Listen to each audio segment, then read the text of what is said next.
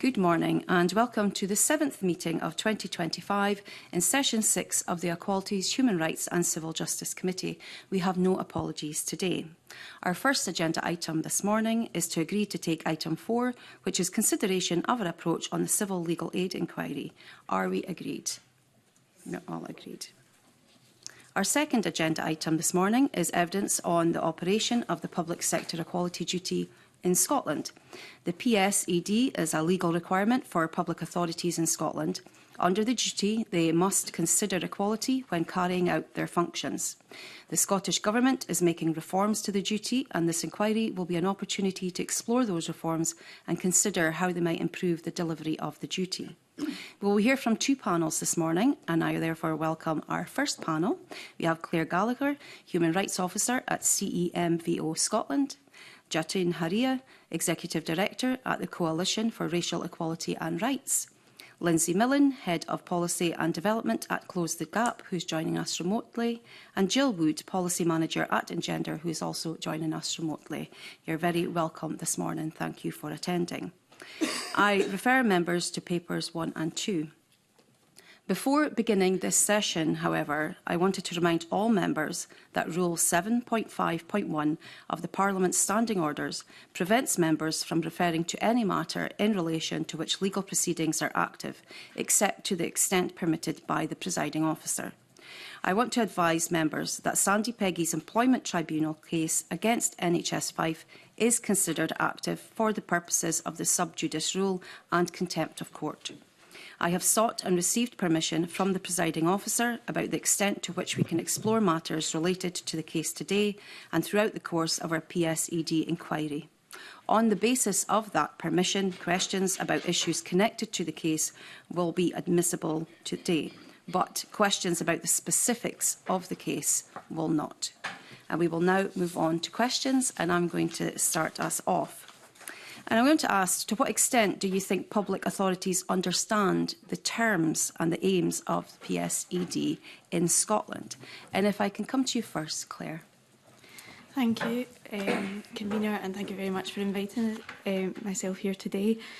From our work at CEMVO Scotland, we provide consultancy support to public authorities on embedding equalities in human rights, focusing specifically on anti-racism. From our work and from this work over many years, it is clear that many public authorities don't understand the terms of and the aims of the PSED in Scotland. It is of our opinion that the listed public authorities understand the process of PSED, but they largely see it as a process-focused duty rather than an outcome-focused duty. There is a real lack of understanding amongst those who are supposed to be compliant with PSED, and it is seen as a tick-box exercise. From our work, we can see that people understand some of the levers to uphold the PSED duty, such as mainstreaming reports and procurement processes, positive action, but these are really underutilised tools, and it would be CEMVO's recommendation that these that we broaden, for example, equality impact assessments to equality and human rights impact assessments developed by the Scottish Human Rights Commission, in order to make sure that we capture intersectionality appropriately and correctly. One of the pieces of work that I've been working on recently is about the procurement process, which is highlighted in one of the sections in the Equality Act, but it is severely underutilised. The procurement process currently has to give due regard to whether its award criteria should include equality considerations. Under Regulation 11, however, they don't have to state whether or not that they have done so in their mainstreaming report, and this causes a real lack of transparency and accountability.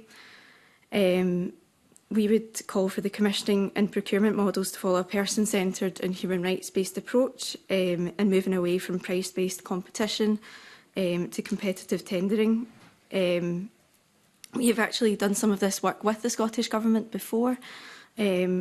on the climate change funding and other funding options where a percentage target was agreed within the tender process to include those with protected characteristics.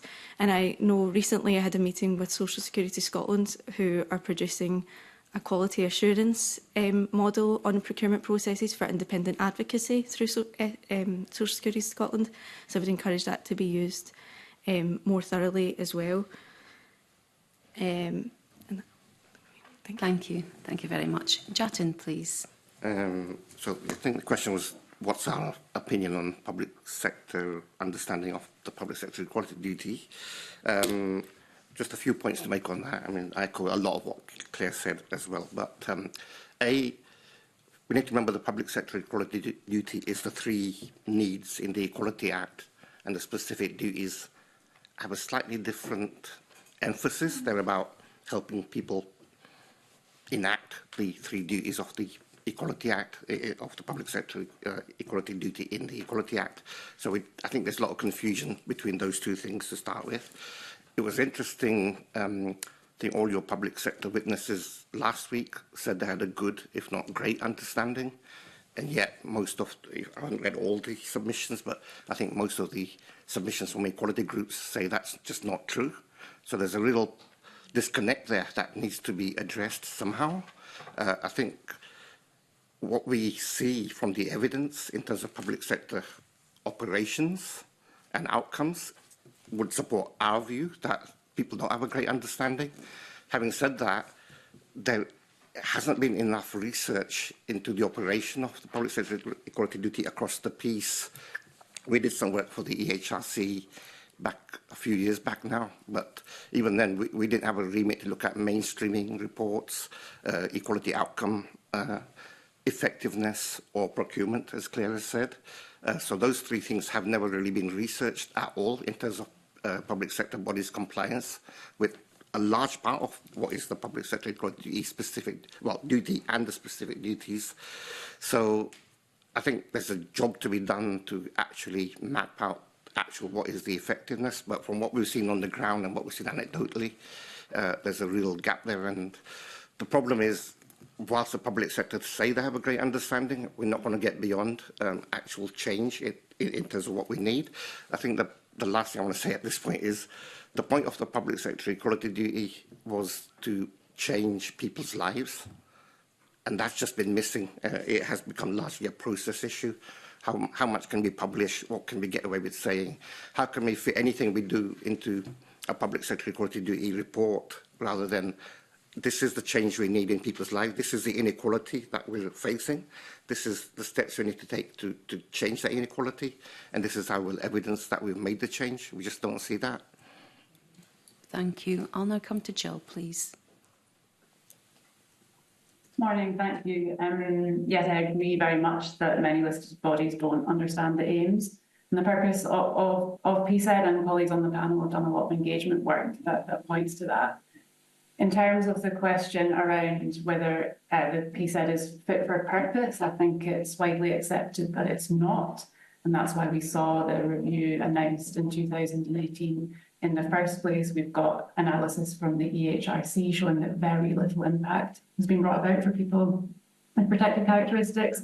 We've got widespread agreement across the equalities sector that the duties don't work, and 26 organisations came together in 2020 to collectively criticise the proposals on the table at that point for not being nearly ambitious enough to drive the change that we need to see, as Jatin said.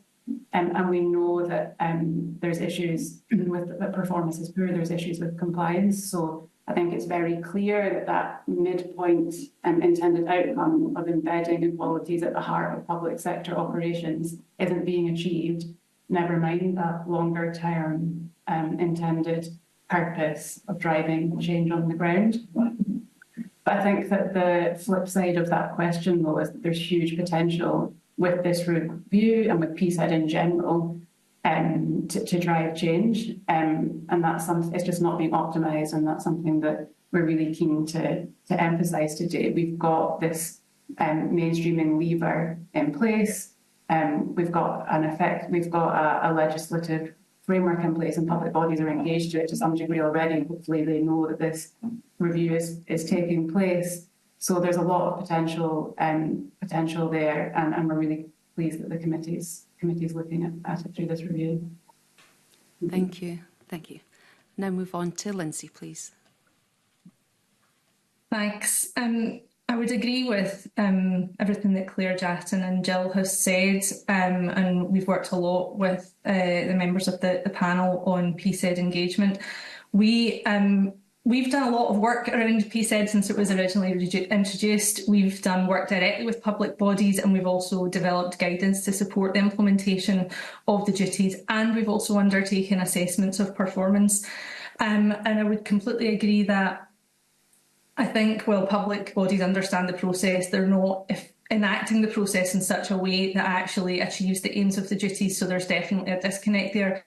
And I think probably the thing that I would add is one of the big drivers of a lack of action is PSED's really contributed to a diminishing of focus on the inequality experienced by people with protected characteristics of the different groups. And this was a concern highlighted when the duties were brought in. The duties were designed to minimise that process approach in favour of outcomes, but it's not been reflected. And instead of considering the specific inequalities affecting each group, the response from public bodies has been to kind of treat protected characteristics in an undifferentiated, homogenised way and kind of glossing over and ignoring those specific disadvantages. There's the kind of average public body's approach to PSED really is to set outcomes that are for all, that don't mention specific groups. And that broad brush focus on everyone without targeted action is a key driver of their failure to deliver improved outcomes for women and for other groups. And I think a really good example of this is the failure of public bodies and government to consider gender inequality specifically in relation to the inadequacies that we see in social care and childcare and unpaid care, because the low pay in these professions and the poor accessibility of services and the lack of support for unpaid carers, they're all driven by gender inequality and the undervaluation of care. And, while we've moved on a long way since the National Care Service Bill, when it was introduced, the EQIA of the bill did not mention the gendered undervaluation of care work. And women have really become increasingly invisible in the discourse on that. And that's a real strong demonstration of how EQIA and the duties more broadly are not being used to shape policy decisions and to create change in women's lives. And it's not just those broader parts of the duty like mainstreaming and EQIA and outcomes. There's, persistent shortcomings in public bodies, failing to meet even the most basic of duties. For example, the duties on publishing gender pay gap and occupational segregation data. Those are very clear and straightforward. You have to calculate and gather a set of data and publish them. But in 2023, when we assessed that data, only 87% of public bodies had published their pay gap data. Now, that might seem like quite a large number, but for 13% not to be publishing that figure is a significant concern. But on top of that, only 38% of public bodies had published their occupational segregation information. And that is just showing that there is a failure across the piece to really kind of use the duties as they were intended as a set, to use the different data and directions under each of the duties to create change. We've really seen that process-focused approach, large data sets that are published but they sit unused. And Scottish Government has proposed changes to specifically the gender pay gap reporting duty to bring in reporting on ethnicity and disability pay gaps. And that's, that action to tackle that inequality is welcome, but evidence on the performance of the pay gap duty shows that it's not working. And so these changes are likely just to replicate the failings that we've seen on that duty, become another data exercise and fail to create change. Okay, thank you. Thank you very much all.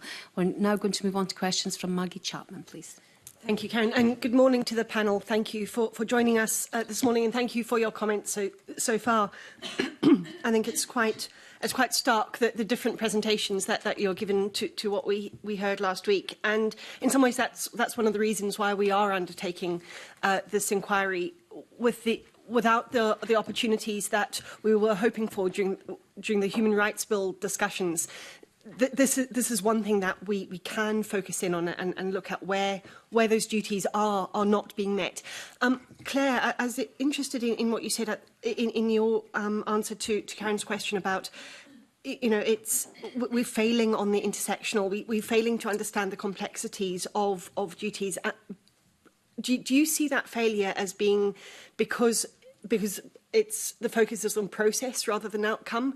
And do you think that's one of the things that needs to be met in the reforms that we will come on to, and others around the table will explore the reforms in a bit more detail later. But is it that process versus outcome distinction? Yeah, definitely it is a focus on the process rather than the outcome. And I think if we think about it pragmatically, if public authorities are struggling to understand online protected characteristics and the impact and the disadvantage that can have on accessing services and support, they're going to really struggle to think about that crossover between protected characteristics and that intersectional focus.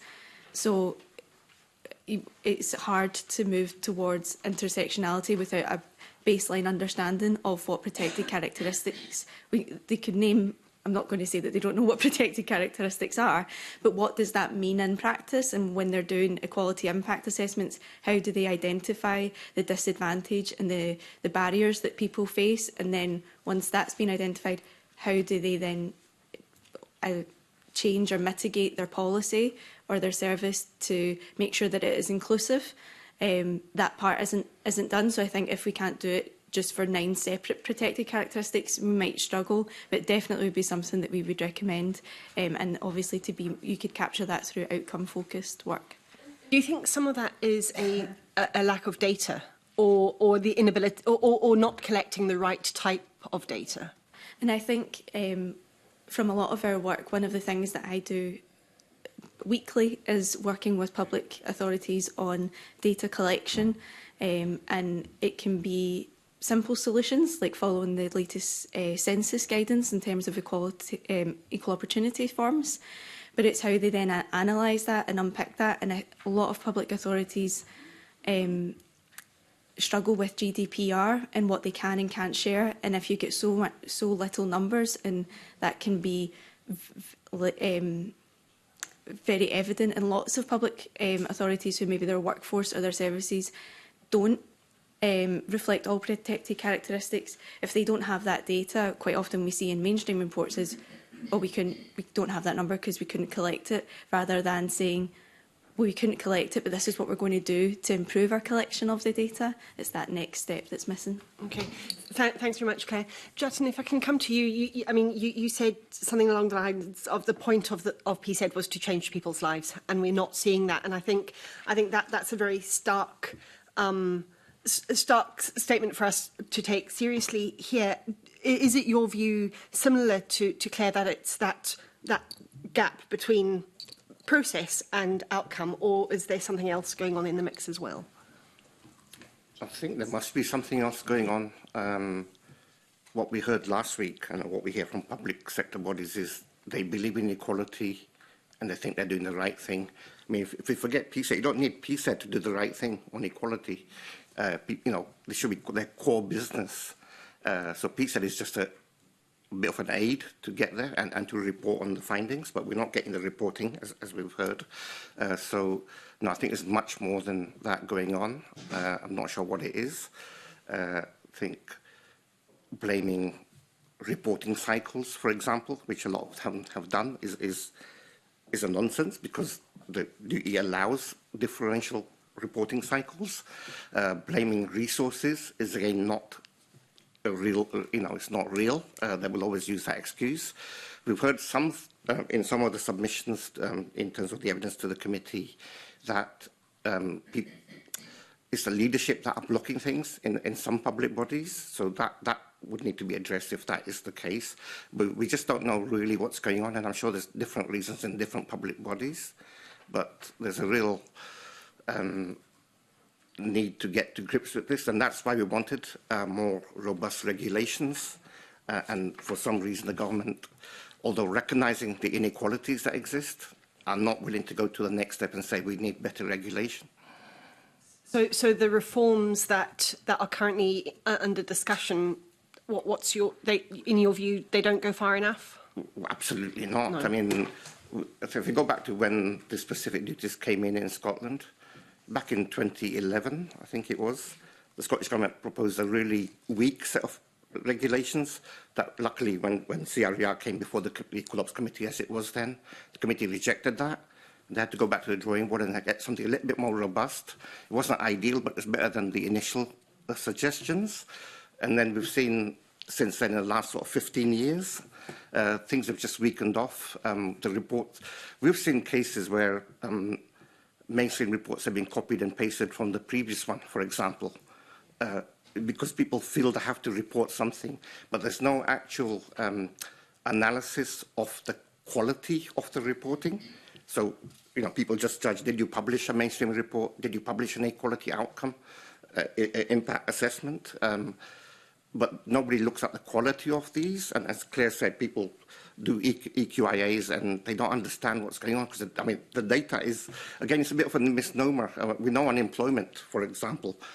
Most public bodies have underrepresentation of BME people in the workforce. You don't need any more data to tell you that. Data will be useful, don't get me wrong, data will be useful, and the specifics of data, different ethnic groups that are in your workforce and that. But it shouldn't stop you doing something immediately, because we know what the problem is. Thanks, Jatin. Jill, can I come to you? Same kind of question around that gap. If PSED isn't delivering the outcomes it was thought that it could.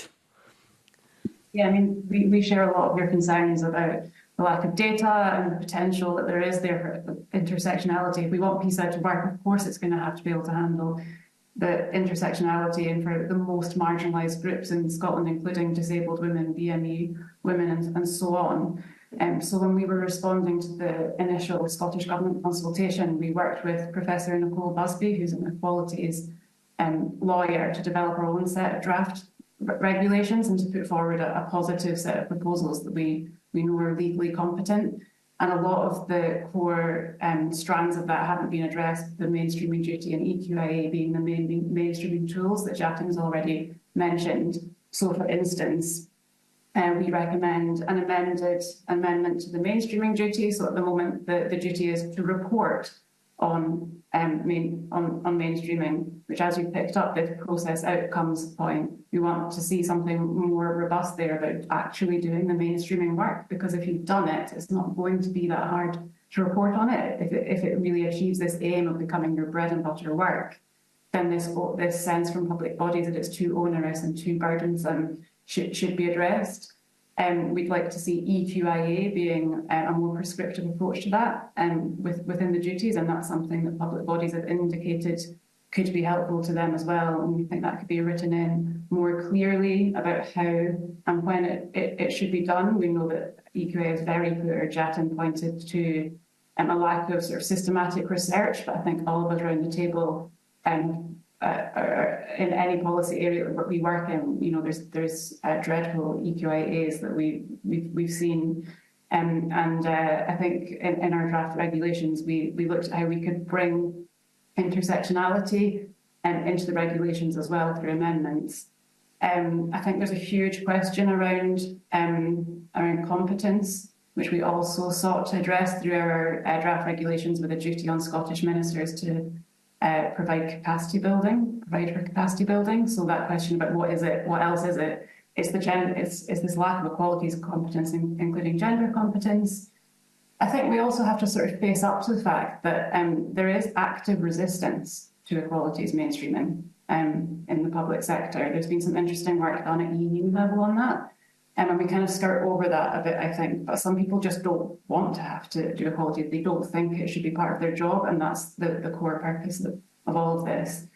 And then maybe finally on your point on data, for many years we've also called for, alongside the National Advisory Council on Women and Girls, for new duties on intersectional data collection and use. So it's not just the collection, it's a requirement to actually use that data in your equality outcome setting and so on. And a second new duty on the integration of intersectional gender budget analysis into budget processes and any revenue raising as well in our belief is that that could have a huge impact. Thanks, Jill. Those specific suggestions around new duties are really, really helpful. Lindsay, if I can come to you, you spoke earlier about the significant failures even to meet basic duties across different groups. So, in your view, or in the view of in gender, there's clearly something.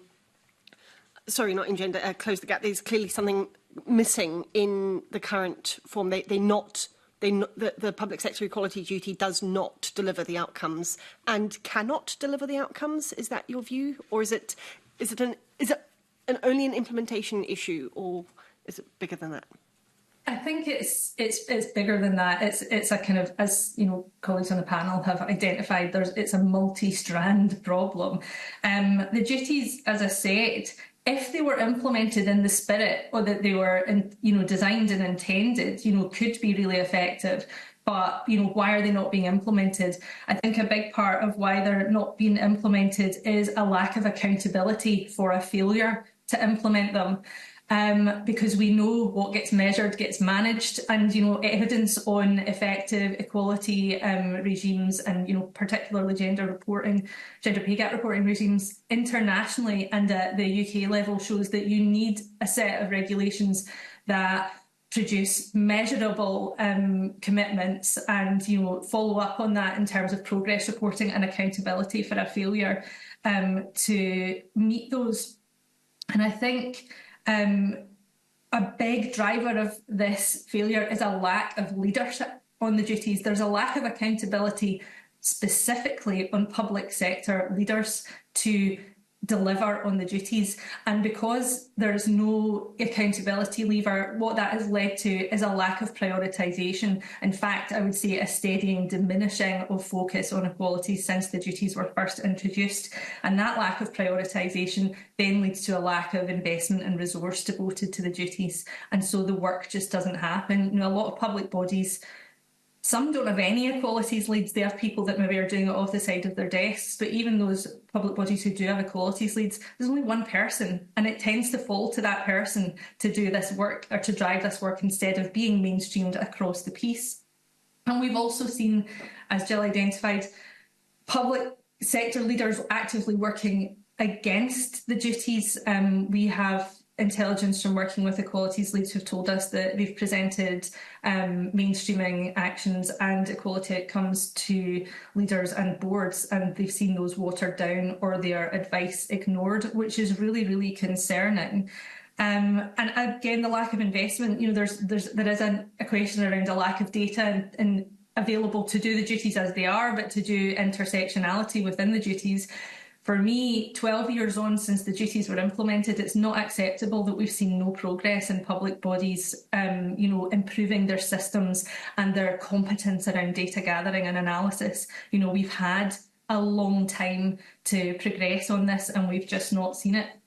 And I would totally agree with Jill that a big part of this work, a big part of the issues with the failures in implementation is a lack of competence in public bodies. And I would say that that is a lack of competence on implementation of the duties, but very specifically on equality, on gender equality, on intersectional inequalities.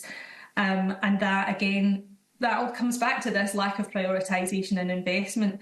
And yes, a lot of people there's a lot of people that don't want to do this work. And I really think we can't underestimate the impact of the global backlash to equality, diversity and inclusion on this. We've already seen an impact in the private sector, big organisations ending ED&I programmes in order to be able to win contracts in the US. And what that does is it just creates more space for those people who have a resistance to work on equalities for that work to be deprioritised. Thanks very much, Lindsay. Justin, I see you want to come back in. Things people have said. The Scottish Government really hasn't helped in this. I mean, the review started in 2018. We've had 3 actual reviews since then. I've not come across that on any other policy area where you have 3 reviews on the same issue. But each time the proposals have been weakened from Scottish Government. So that's sending the signal that Lindsay just mentioned, even before recent events. The Scottish Government have been sending that signal since 2018 that this is not really important to them and therefore to the public sector. And what we're left with now is a couple of changes to regulations, and that's it. What message does that send out to public sector bodies? It really is telling them what they wanted to hear. This is not important. Get on with your real work. Okay, thanks, Bethan. I know Marie McNair wants to come in a little bit more about the reforms, so I'll leave her to pick that point up because I think we do need to explore that. But I'll leave it there. Okay, thank you. We'll now move on to questions from Paul O'Kane, please. Thank you very much, Convener, and good morning to the panel. I'm particularly interested in how we report and record in terms of ethnicity and disability, where that crosses over. I've had opportunity to ask questions, particularly in the social security space, around recording of data of those who are applying for social security and understanding their rights within that. But I also appreciate that there is a proposal to extend, for example, gender pay gap reporting to look more specifically at ethnicity and disability. Now, I know that CEMVO had said that there are risks in that in terms of reporting, particularly around low numbers impacting results of data, and that was some of the issues I think we were seeing in the social security space that I refer to as well, more broadly. So I wonder if I could just have a general comment on that. We'll maybe start with Claire. Thank you. So at CEMVO, we do welcome the inclusion of and the reform of ethnicity and disability pay gap reporting, but I think it's really important that when working on these reforms that we learn from the gender pay gap reporting, and we've heard already today about the issues within the reporting of gender pay gap and occupational segregation. We do have low numbers across the board in terms of ethnicity data, and that can pose a challenge for ethnicity pay gap. We haven't had, since the announcement was made in, I think, 2023, about the inclusion of ethnicity pay gap reporting, we haven't had any further talks on how this is progressing. We have conversations with the Fair Work Directorate fairly regularly, and the indication from them is that we're waiting to hear what's going on in Westminster. So we would really welcome some using that Scottish Government using their own levers in ethnicity pay gap and exploring it in a wee bit more further, because there are challenges, but that doesn't mean that we can't do it. And it also, ethnicity pay gap reporting isn't going to solve all the problems. It is a multifaceted approach that is needed. If we just focus on one thing of ethnicity pay gap reporting, I think we need to think about what is the outcome of that, and is that going to change people's lives? It's a good lever, but it's not the only thing that we need to do. Can I just pick up on that point about the Scottish Government pointing to kind of interaction with UK Government, because obviously within the Employment Rights Bill discussion there has been certainly commitment around the disability pay gap, but was your sense that the Scottish Government were keen to see the outcome of that? Was that the reason they gave to you in terms of not? The conversation was based upon, originally what our opinion would be on that, on ethnicity pay gap reporting, which we were happy to provide, and that the latest conversation was about any updates, and there wasn't any updates because we were waiting to see what approach and what was going to happen down south in Westminster. And while we fully appreciate that it is good to work in harmony with the UK Government, we would welcome them a wee bit more exploration and momentum in that from the Scottish Government side. Okay, that's useful. Jan, do you want to comment just from Claire's point of view? Yeah. We're actually not in support of prioritising reporting on the ethnicity pay gap just now. The data is just so weak that the analysis you get from that would be, meaningless. But some organisations already report on ethnicity pay gaps. So we did some work on looking at what people are already saying, and because the numbers are skewed, We have very few BME people at the lower end of the workforce in a lot of public bodies, but we have a few more in higher grade positions. There are lots of different reasons for that, but that skews the pay gap. So actually, I'll just quote, in local authorities, our analysis was there was a mean pay gap of 3.2% in favour of BME people in local authorities, and that's replicated in a couple of other sectors as well. So if you followed that through, the action you would need based on that data is you would need to work on improving white people's pay, white workers' pay. That is a really meaningless thing to do. But I mean, the real priority here is to get more BME people into the workforce itself first. Then we can look at pay differentials. And pay differentials in the public sector workforce are really about level rather than the job in the main. But anyway, it's going to cause a mess because people will stop working on getting more people in the workforce. They'll start getting a few more people at senior level to adjust the pay gap. So the implications need to be thought through very carefully before you go down this road. Now, it may be that if Westminster legislate for it, it may happen across the piece anyway, in which case we'd actually need some specific duties in Scotland that mitigate against what I've just said. So we need things that say, well, analyse your pay gap in much more detail and then take action rather than just report on the pay gap. And, you know, Lindsay's already said the deficiencies of reporting on gender pay gap. And then there's lots of other problems, like how do you define ethnicity in a pay gap situation? Because different ethnicities will have different issues. We already know Bangladeshis and people of Bangladeshi, Pakistani origin are some of the most disadvantaged. But if you mix that with people of Indian origin, that skews the gap. If you then include Polish people in that, that totally skews the gap. None of this has been thought through as far as we know. And just where I started in terms of data and trying to understand, because I know that Claire have had comments to make on social security data as well, to understand, I suppose, that poverty gap and that folk are not in work. So, I mean, would your view be we need a broader suite of data in that space as well? More data. I'll never say we don't need more data, but as I said before, don't let that stop you taking action. I mean, Social Security Scotland has pretty good data, but it's very limited in terms of its services. We're trying to get better data from DWP, but we know unemployment is much higher in BME communities in Scotland.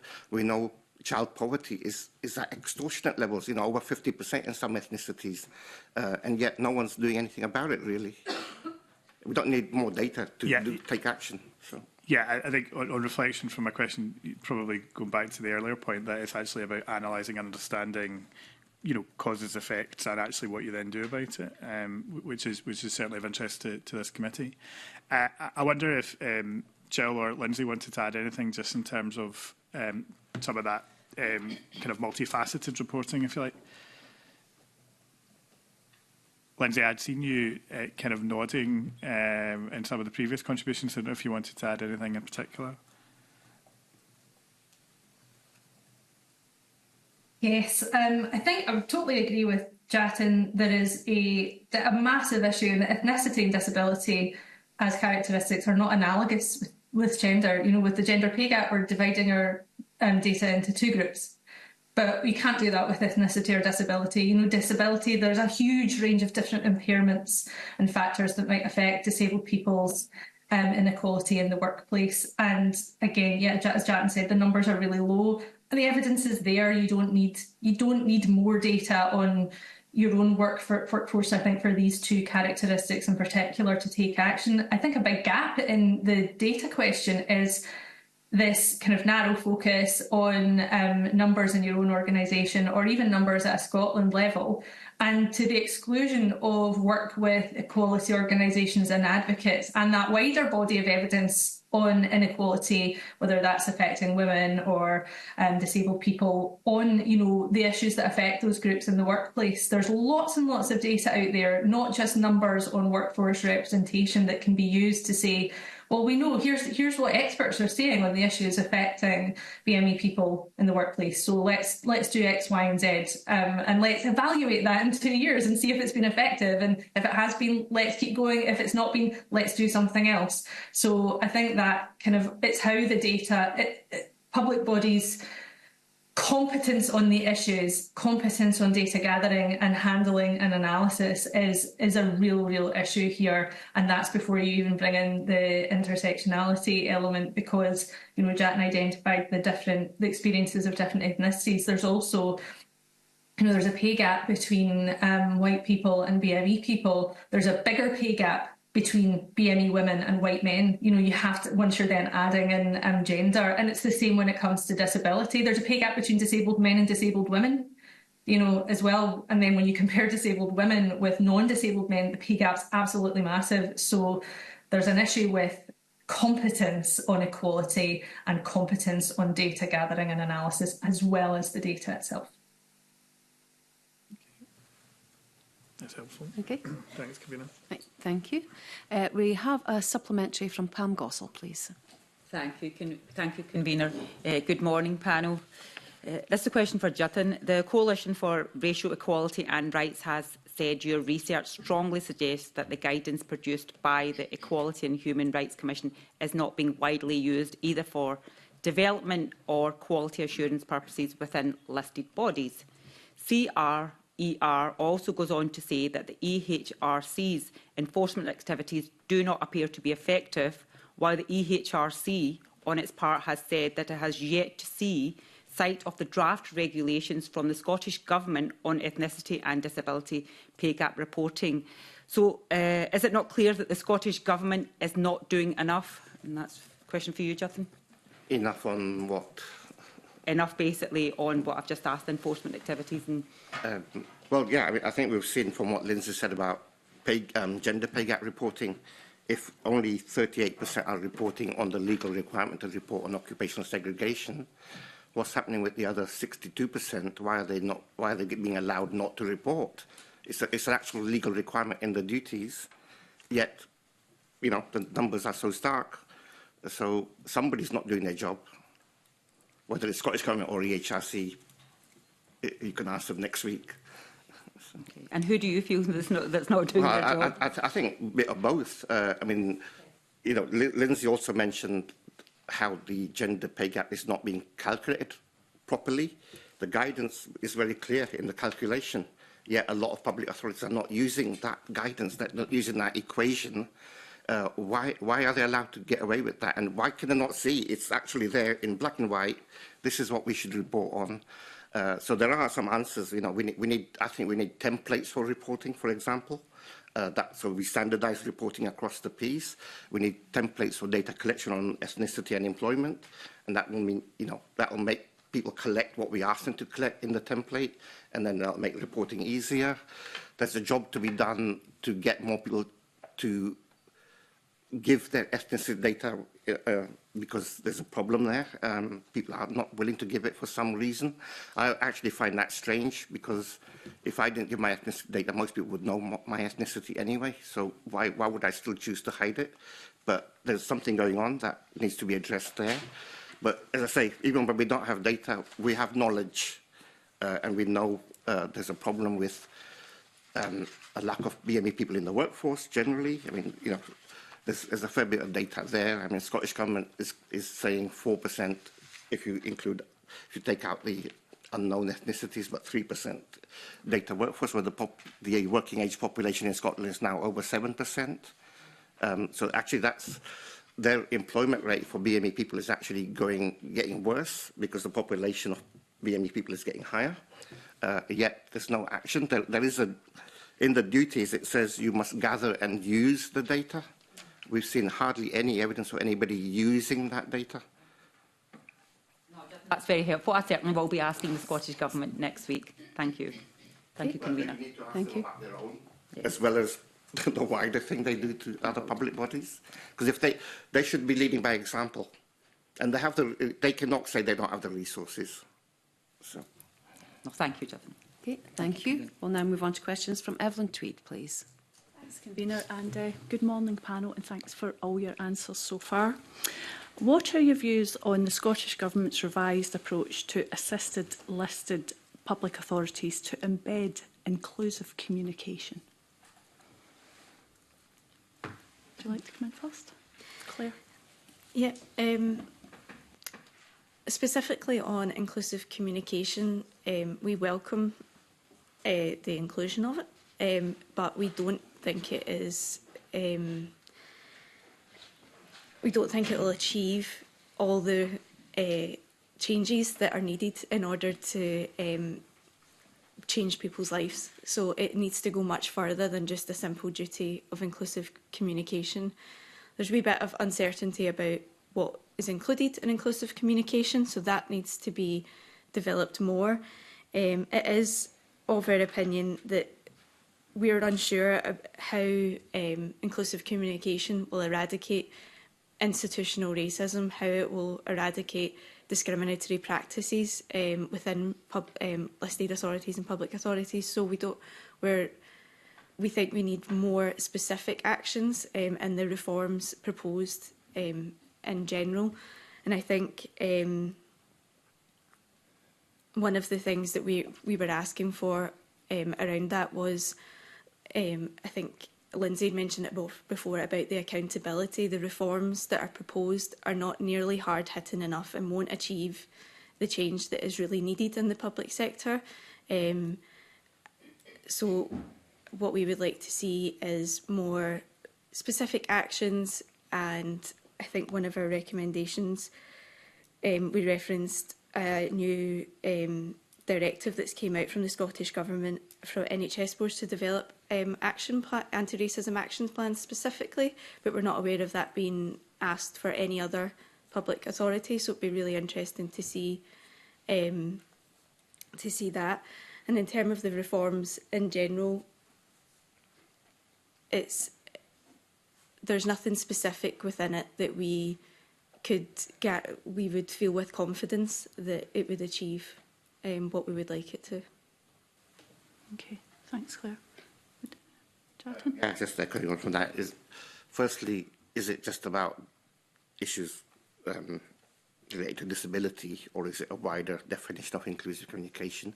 So from a race perspective, is it going to include issues facing people whose first language is not English? If so, again, our line would be we would call for more ESOL provision to help that group of people as a priority, rather than do something on inclusive communication. But the main problem here is trying to lump this into the public sector equality duty review when inclusive communication is already a legal requirement. They're trying to bring things in just to pretend they're doing a review when it's already there in existing legislation. Thanks, Jonathan.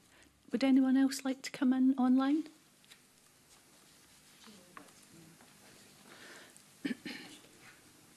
Jill, please.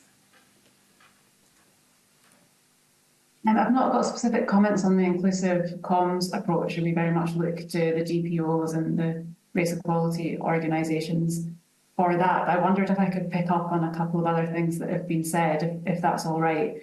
In terms of enforcement, I think it's very clear that we don't have a functional accountability process, and that's a massive driver of the poor performance that we've been describing this morning.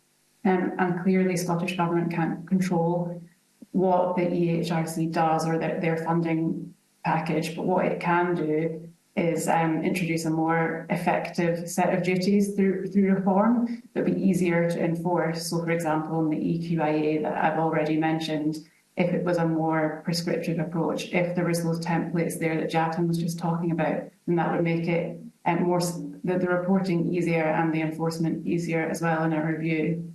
I was also really keen to pick up on what Jatin was saying about the policy process around this so far. So in our view, it's been a very poor policy process, and that was one of the reasons that Engender and other colleagues around on the panel were keen to engage the parliamentary process on the review. It's not by any means that officials at the operational level have handled this badly, but there's been a low level of capacity allocated to this. And then on top of that, over recent years, we've seen staff redeployed to different areas, which have been seen as more important at the time. And this is the key point, really. We see this time and time again with the qualities, that the work is bumped when something that's perceived as more important comes along. Whereas actually, I think, as we're all aware here, in times of crisis, whether that's a pandemic or public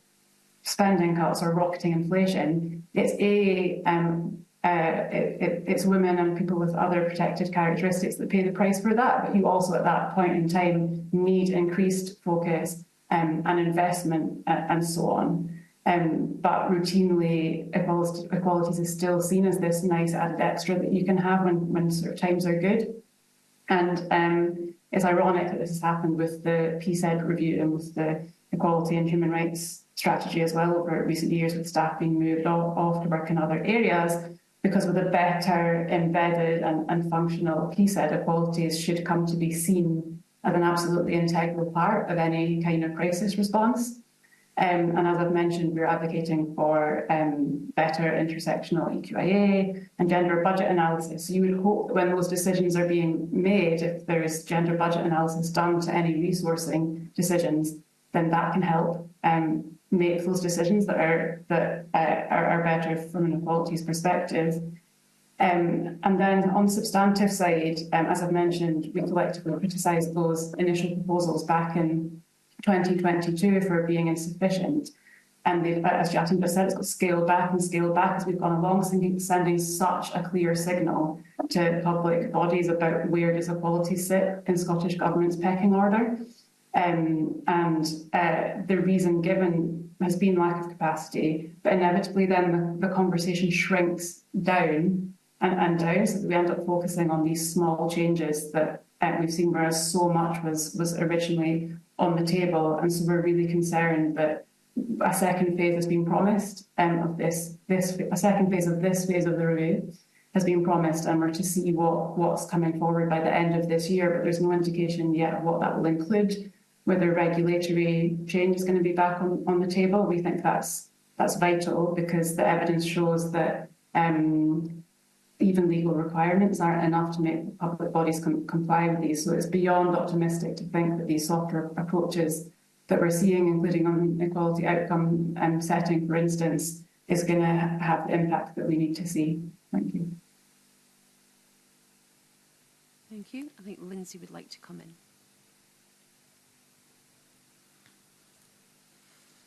Yeah, thanks. I'm going to pick up on a few different things that have been said just here. On inclusive communication, I mean, I would totally agree with Jatin. If you understand the purpose of the duties, inclusive communication should be implicit within that. There should be no requirement for an additional duty or additional call on public bodies to be delivering that. But I think what I would say about that part of the current small set of proposals of reform is it's just indicative of that move to smaller scale reform. There's far less investment required, to do these smaller things, and not, not that inclusive communication is not important, but as part of that radically reduced picture of what has been, of the reforms that are needed. And I think that would bring me on to the lack of investment, or the lack of commitment to put that money in. As Jill said, equalities has been scaled down and down in times of crisis. It's the first thing to go off the side of the table. And another thing that's really been of concern to us through the whole engagement process throughout the work around reform of the duties is that it's been framed by Scottish Government in conversations as a resource burden. And when you frame something as a resource burden, you're saying it's a nice to have. You're telling public bodies that it's okay to devote minimal resources to it. And that's just that is really, really not helpful, to say the least. And because of this, lack of commitment to investment. The approach that's currently being proposed alongside the minimal reform is an encourage and support approach. Yes, public bodies need more guidance and they need more encouragement and support, but it won't work. We know it won't work. And I think what has also been proposed in relation to that is in no way matching the scale of the issue in terms of the lack of competence on equality, on gender, on intersectionality, on the duties more broadly. That we would welcome a broad programme of competence building from Scottish Government, but what that would have to be accompanied by is a lot of investment, in that, because you can't do that on a zero or a small budget. That's me, Convener. Okay, thank you. We'll now move on to questions from Marie McNair, please. Thank you, Convener, and good morning, panel. Having listened to early responses to my colleagues' questions, the delay in the PSED reform seems to be affecting everybody's organisation's ability to fulfil the PSED duty. Do you want to say any more about that? I was going to go to yourself, Lindsay. Sorry to put you on the spot, but obviously listened to a lot of the work you've done there. But do you want to say any more on that, and what more can be done to assist?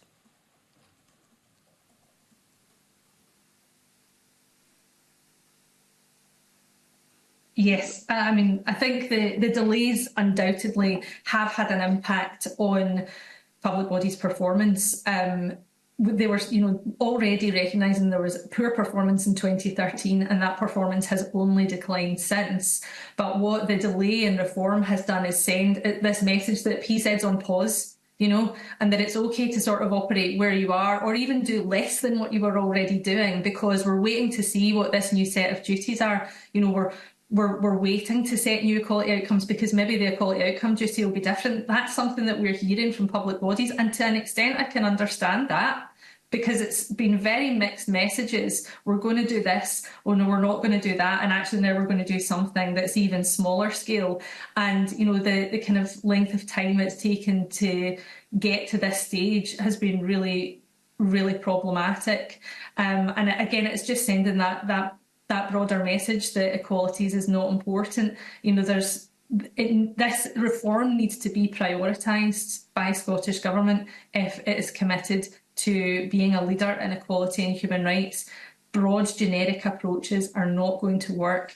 No investment is not going to work. We really need to see something more radical, and so we've been strongly calling alongside colleagues on this panel and colleagues on the panel to come for Scottish Government to re-engage in the reform process and commit to that more radical set of reforms that is needed to address the substantive and substantial issues that we can see in performance. How is your organisation received kind of updates? How has it been communicated to you from the Scottish Government on updates about the PSED reform? We've definitely seen issues with communication throughout the reform process. I think we all understood, during COVID there was a pause, but again, that's just evidence in times of crisis. Equality gets sidelined. There was frustration in 2021 when the public consultation was published. There was frustration among equality organisations at the poor engagement in the stage prior to that. There was a real lack of communication, and I think that was stated in the response that someone's already mentioned, that 26 equality organisations came together to criticise that. And we did see, following that, a commitment to improved engagement and communication. The former Equalities Minister at the time, Ms McKelvey, committed to an advisory group to be set up with equality organisations to support the reform process, which would have been very welcome. But then that wasn't progressed. And then obviously the next set of reforms under the subsequent Equalities Minister were massively scaled back. And along with that, because of that, there was a massive scaling back in communication on that reform process. So while we've kind of picked up in other areas, we've been seeking communication, greater communication and information on the reform of the duties. It's not only been as a result of, you know, proactive communication, it's been kind of in other conversations that we're trying to glean that information because it's not been forthcoming. I think that's all I would say on that. Thanks, Lindsay. Your comments have really been important, obviously, for us going next week to obviously hear from the Minister. Thanks. Anyone else want to come in on those points? Claire? Thank you. I think the delay in PSED reform has had an undeniable impact, as Lindsay has mentioned, as we've talked about before. And I think one of the things that has been said continuously, if we think way back to 2018 and again in 2021, when the initial reform consultation was out, one of the things that fundamental things have to change is accountability. You could include new duties, you could include inclusive communication, you can include disability and ethnicity pay gap reporting, but if accountability doesn't change, you'll probably see us sitting here again in 6 or 7 years' time talking about the same issue. So in terms of accountability, we think that the Equality and Human Rights Commission need to use their powers more, their regulatory powers more, and we understand that that has to come with more resource, but they really have to do more with their powers. We also believe that there's lots to be learned from private sector in some instances regarding business penalties, so corporate financial mismanagement. And there's also a threat of reputational damage if organisations do not comply with their duties. Who are they and what are they not doing, and how can we support them with that? So one of our recommendations was that there is a very clear balancing act between financially penalising a public body and achieving equality, because we know that if you financially penalise a public body, the impact will be people who are trying to receive their service, and that is not what we would recommend. But what we would like to see is the regulators, such as the HRC, when a public authority fails to meet their mainstreaming outcomes, they must receive intensive support and expertise in that area, and that they also, in whatever particular area it may be, whether it be related to race or gender, disability or all, they should receive that expertise, support, and they should also earmark or ring fence a certain amount of their budget to progress that work. And that means that regulatory bodies have to check in on that, produce progress reports, have a smaller 1-year action plan, and update people on what's going on, and have that transparency that would really help improve people's trust in the public sector as a whole, but also build that accountability in the first instance as well. Yourself? Yes, a couple of points. Yeah, I mean, undoubtedly COVID delayed some things, but it should also have been a wake-up call. The actual disparities for people with protected characteristics that were evidencing COVID should have made public bodies say, yes, we need to get this done and do it right for, you know, for next time or for the future. And we just haven't seen any great evidence of that. Lindsay mentioned public bodies think PSED is on pause. And I'll just give you one example why we think that's true. There's a requirement in setting equality outcomes to consult people with protected characteristics and their representatives. I would say CRER should have been high up on the list of people on the ethnicity protected characteristic, yet, to the best of our knowledge, only 2 national bodies have contacted us to discuss the proposed equality outcomes. That's a big step back from previous years when we used to get quite a few emails from people saying, well, but I mean, even that was a bad process because it was after they drafted them and almost too late to make any changes. But this year we've only had communication from 2 bodies across the whole, 2 national bodies across the piece. PSED largely operates on a 4-yearly, the specific duties largely operate on a 4-year reporting cycle, next one being April 2025. So we have a bit of time now to get it right before the next 4-year cycle. we've got an election coming up next year, the Scottish Parliament, but I think there is general cross-party support in the main for the aims of PSED and specific duties.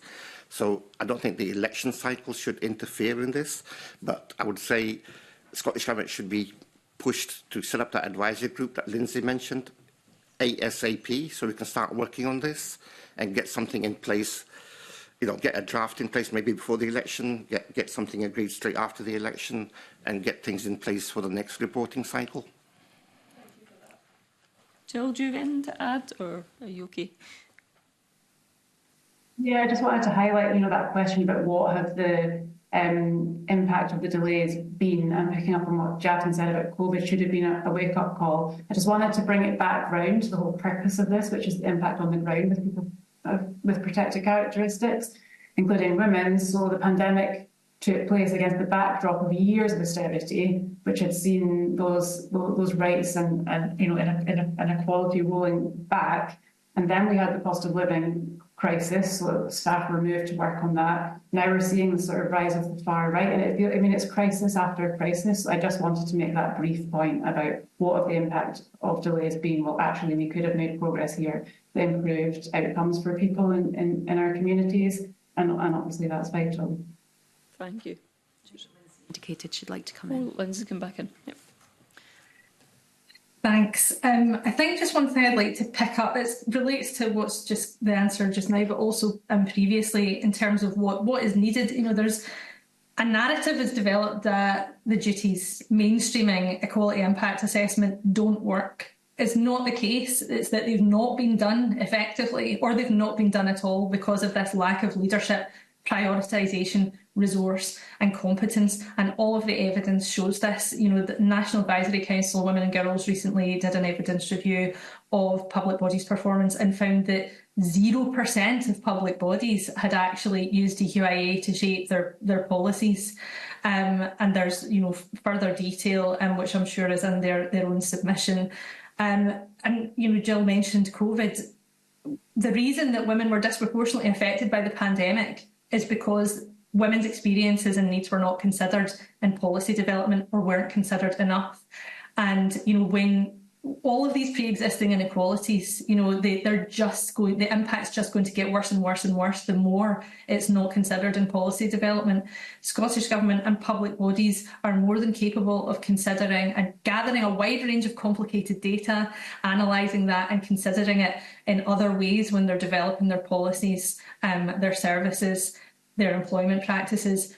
They can do it on equality. There just needs to be the will and the leadership and the investment on that. We'll now move to questions from Maggie Chapman.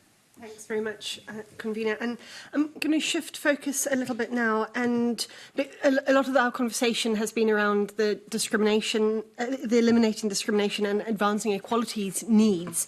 But Jatin, right at the start, you talked about that potential conflict, perhaps, between the three needs and the operational duties. That the third need of fostering good relations, I think, often gets overlooked. And I think there's something that we're missing, both in the broader conversation of the public sector equality duty generally, but also in the proposed reforms. So I'm interested. Do you think that public bodies understand what it means to foster good relations, and how can we ensure that that need is actually taken as seriously as it should be? And Jatin, I'll start with you. No, I don't think they understand that at all. That's probably the weakest of the three needs. Having said that, the second need to advance equality of opportunity is not very well understood either, because that's got to be a key to achieving equality. You can avoid discrimination, but that doesn't advance equality in itself. And we need, if people understand where the specific or the equality duty came from, they would better understand why we need to advance equality as a key public sector aim. So there's still a discussion to be held there about what are people doing to actually make the changes. But in terms of good relations, one of the reasons, and I'll be generous to public bodies, that it's really hard to get a grip on how do you foster good relations and how do you measure that you've achieved that. It's an incredibly hard thing. But what it isn't is you don't just lay on events for BME people. That's not fostering good relations. We need to bring communities together somehow, but in a meaningful way. And that again, that would take resources, it would take time. I think last week some people were saying they had these events, but the people coming to those events don't need work on fostering good relations, in my opinion. The reason they're there is they already believe in sort of equality between people. So it's a really tricky one. So I'm not going to criticise public bodies on that one. But we just heard about the rise of the far right. It is going to be an increasingly important issue to tackle. But it starts, we need to tackle racism in schools. We need to get more black teachers in post so people see BME people as normal and not the other. We need to get BME people into employment across the piece so people mix with other people of other ethnicities on a daily basis. We need to look at housing.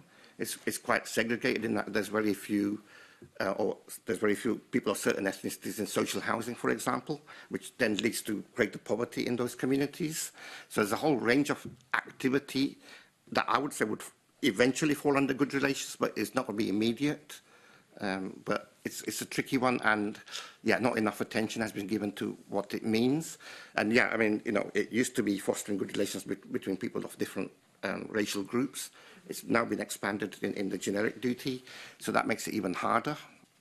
But it should be something we do much more work on, absolutely.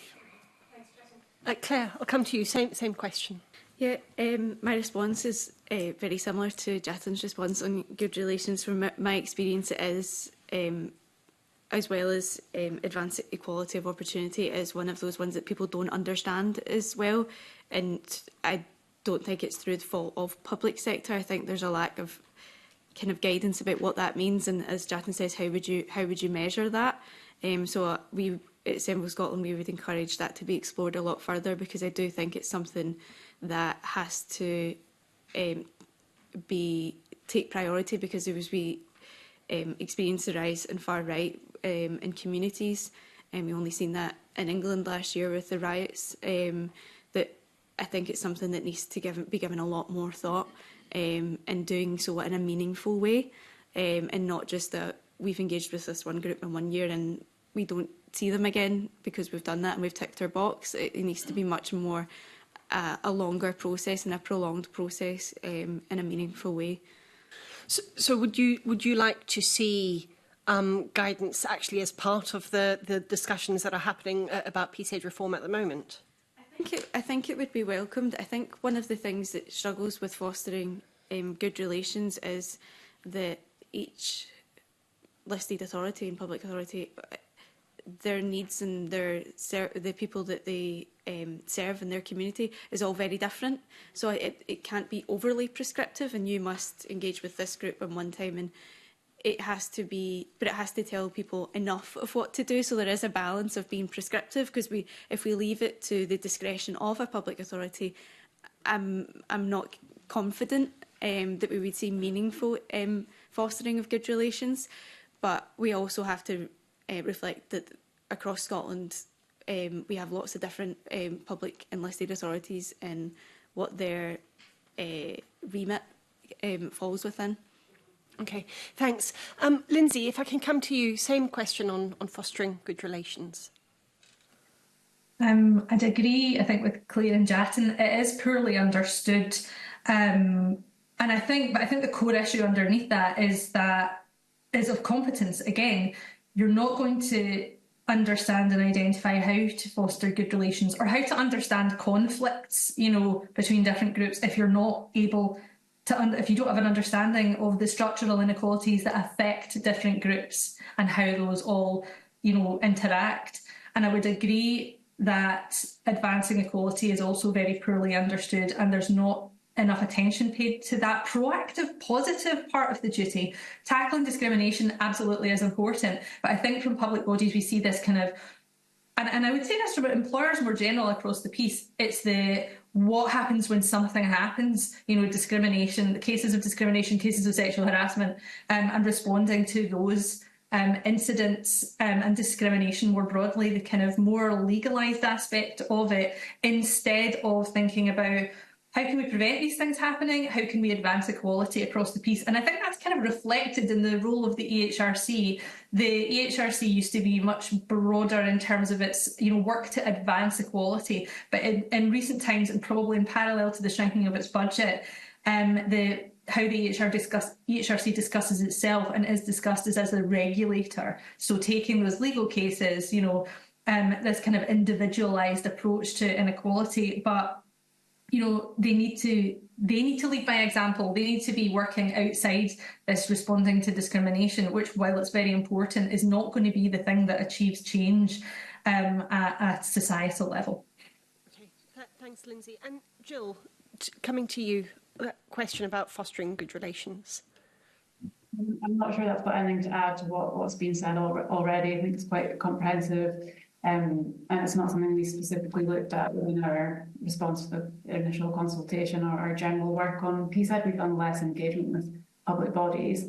I could maybe pick up on your point about guidance. I think that's sometimes something of a red herring, in that there's quite a lot of guidance out there and quality guidance out there. It's just that it's not being adopted and used.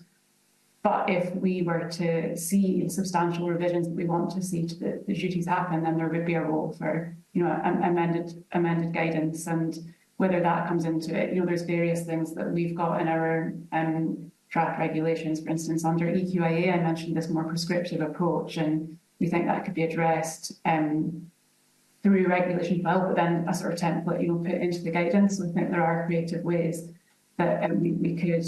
If we don't have things on the face of the legislation, I think a guidance could be really helpful in that regard.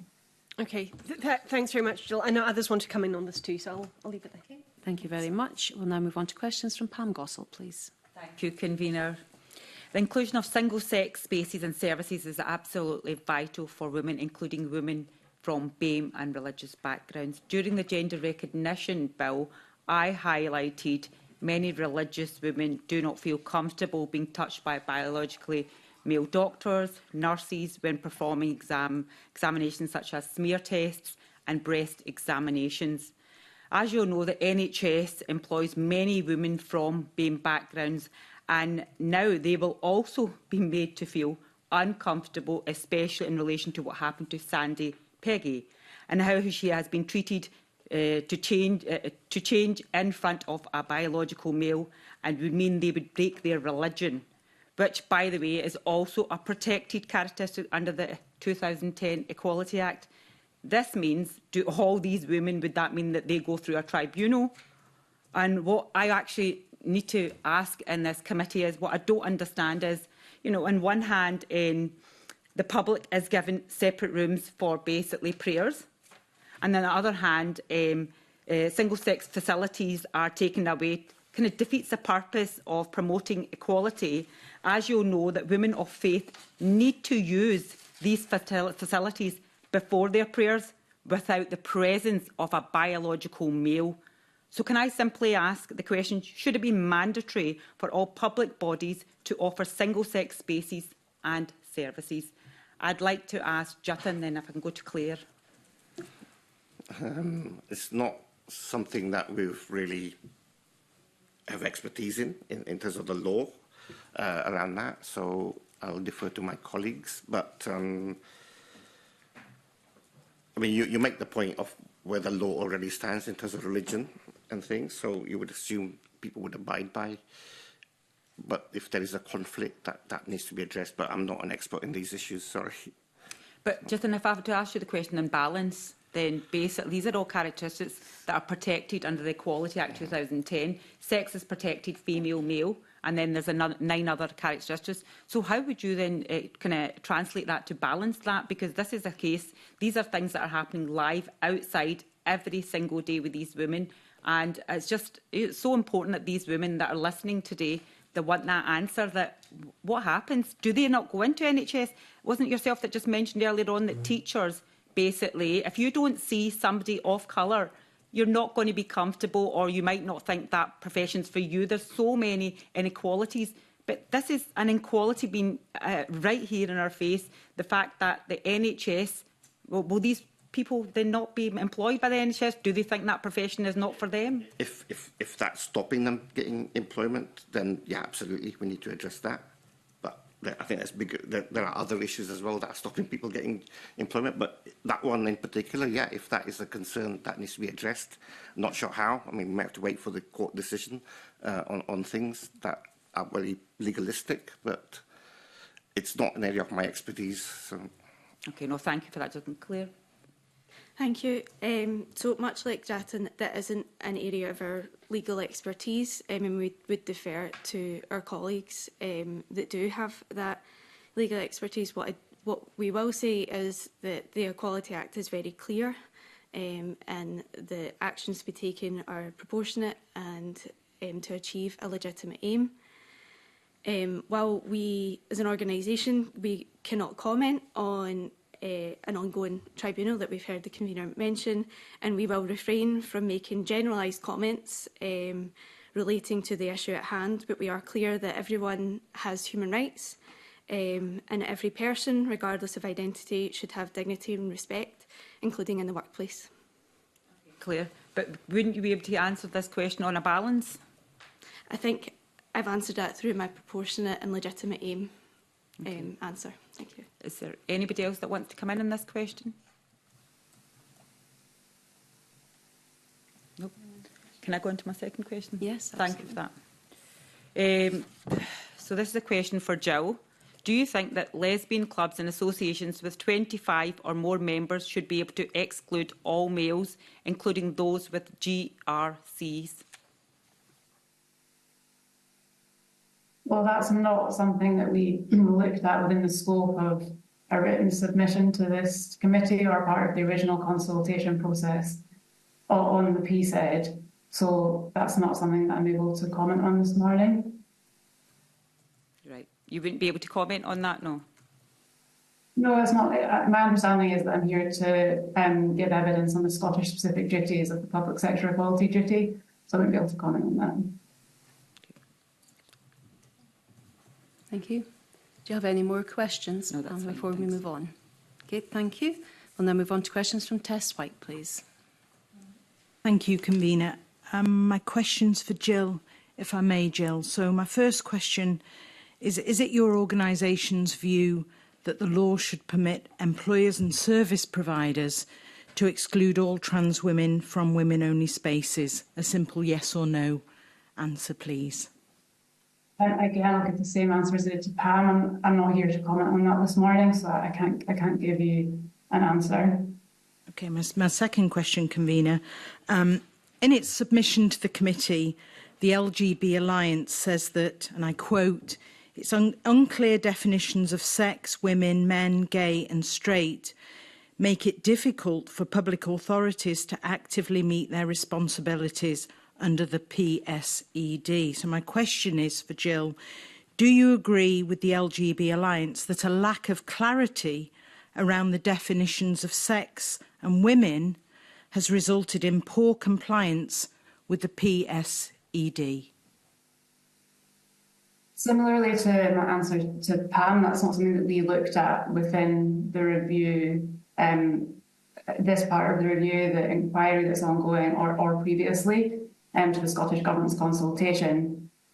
What we are really keen to emphasise, like I said before, is the potential that we've got for this review and the need to return to a more expansive set of proposals that focus on some of the core duties where we see a lot of potential for change. That's the mainstreaming duty, EQIA, and so on, and for that better policy process from this point onwards.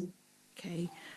My third question for Jill is, Jill, do you accept that failures by public bodies to meet their existing legal obligations around single-sex spaces will carry a significant cost to the public purse?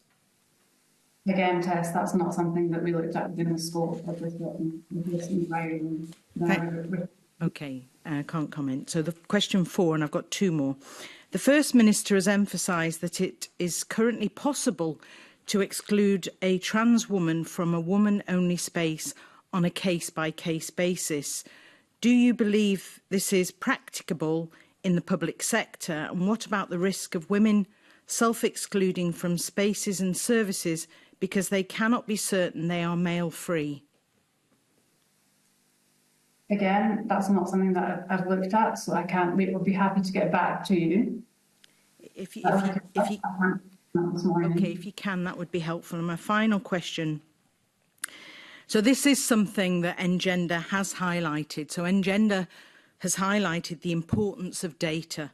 So given your organisation's support of self-ID, what analysis have you done around women self-excluding from spaces and services? And what about, as my colleague Pam Gossel said, in particular, what about women of faith self-excluding? Again, I'll just need to get back to you on that, but we'd be happy to do that. So you do accept that data is important and data clarity is important around protected characteristics? I've highlighted for many years alongside the National Advisory Council for Women and Girls. We've advocated for a new duty on intersectional data collection and use, as well as gender budget analysis. So we absolutely are in support of better data use. I can't comment specifically on any analysis that's been done. I've not personally been involved in that work, but happy to get back to you. But my final convener, if you're calling for better data, it's absolutely critical that the protected character, the data on the protected characteristics is and the definitions are clear. So how can you manage if you don't measure properly? I think your question relates to broader aspects of the Equality Act, and this morning we're here to talk about this review of the Scottish specific duties. So let me take that question and come back to you. Thank you, convener. Okay, thank you. Do any members have any other questions they wish to ask before we close this meeting? No. Well, thank you. That brings this panel to a close, and I want to thank the witnesses again for their evidence today. We will suspend briefly while we change over our witness panels. Thank you.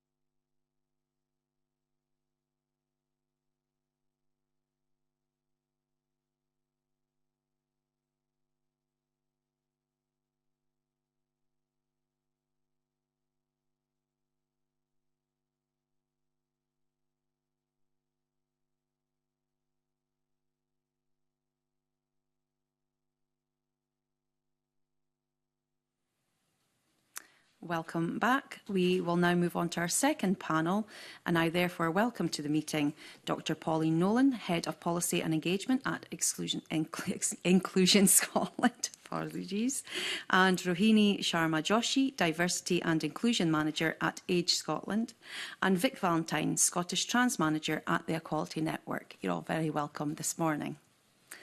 For the benefit of those not here at the beginning of the session, I wanted to remind all members that Rule 7.5.1 of the Parliament's Standing Orders prevents members from referring to any matter in relation to which legal proceedings are active, except to the extent permitted by the presiding officer.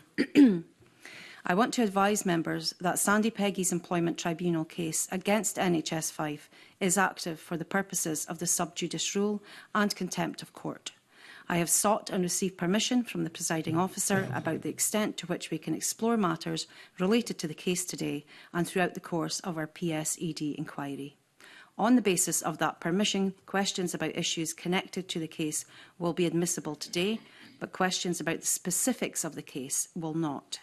And now we'll move on to our questions. And I'm going to start us off by asking, to what extent do you think public authorities understand the terms and the aims of the public sector equality duty in Scotland? And can I start with Rohini, please? Hello. Good morning, and thanks for the opportunity for me to be here to speak about this. I think, first of all, public sector means public for the public, and public sector duty is delivering to public. I am not very sure that public sector does understand fully. It maybe understand the text of it, you know, what is written. When it comes to delivery of public sector duty, it fully understands. If sometimes some of them, they do understand some public sector duties, but what to do with it, how to deliver it, I think that's another huge gap as well. And if, in a way, you think, is a public sector equality duty required by being delivered? I think mostly my answer will be no. It is, sometimes it could be some very good example of some public sector organization doing much, but others doing minimum, and they get away with it. And I think there's two different things, understanding it and understanding what to do with it is also very important. That's where the big gap is. Thank you. Pauline, please. Thank you. And thank you very much for inviting me here today. I think we're now closer to achieving disability equality and disability justice than we were when PSED regulations were enacted 12 years ago now. And yeah, as you heard last year, the public authorities, listed authorities say that they do understand the PSED. I agree with my colleague here that that I think that's a basic understanding rather than the understanding of how to deliver it. And really, the PSED and the associated EQIAs are an opportunity to be a real driver for change for disabled people and all people with protected characteristics. But currently the process is often a tick box exercise. There's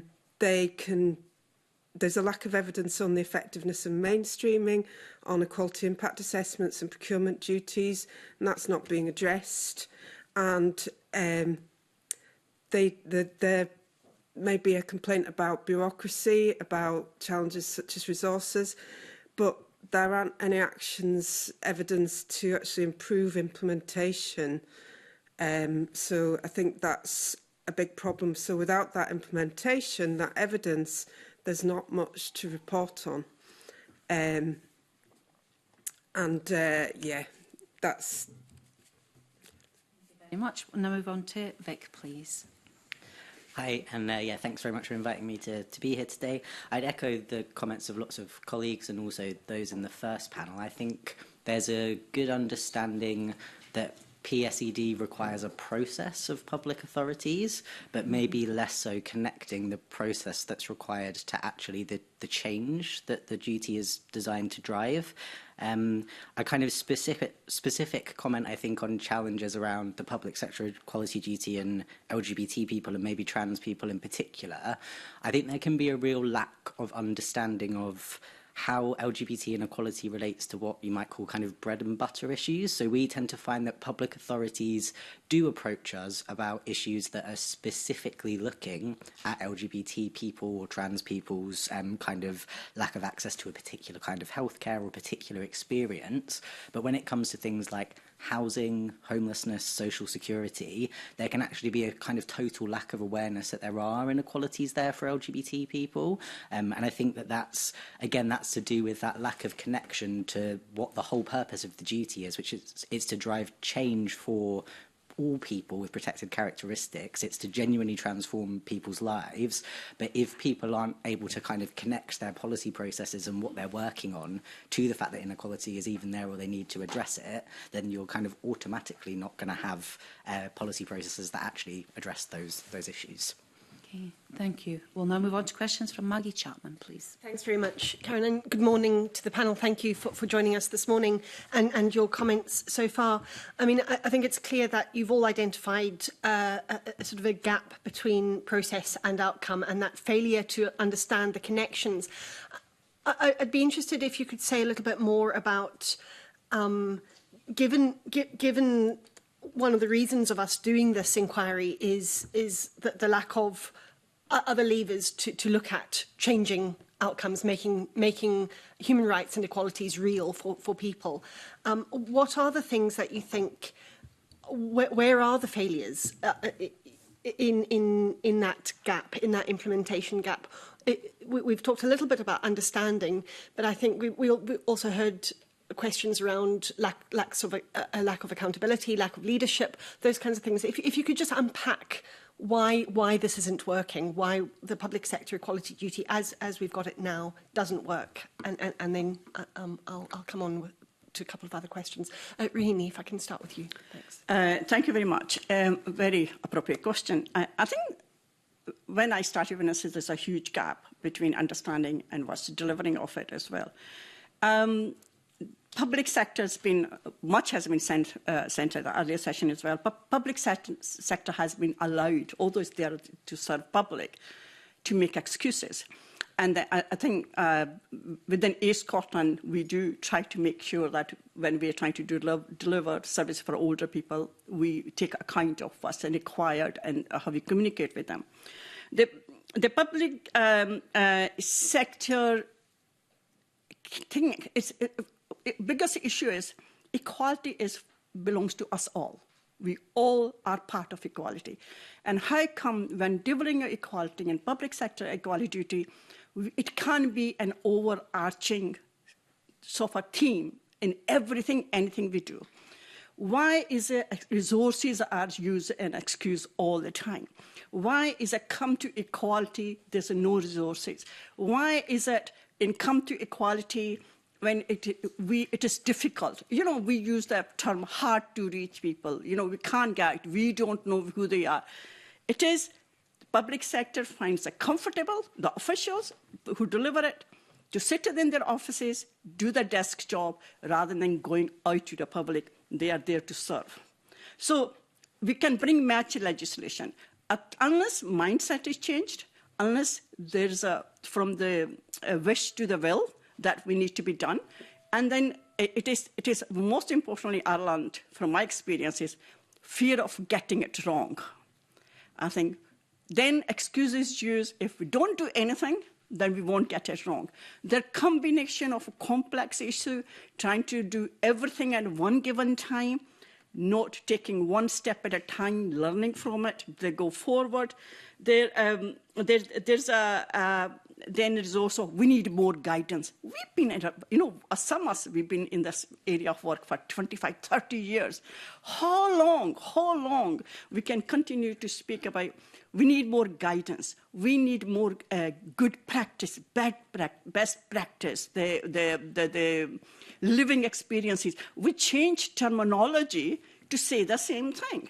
But it is, I think we need to get away from those excuses, need to get away from why it's not happening, what need to focus, a public sector need to focus on what needs to be delivered, how we take first step to go towards it.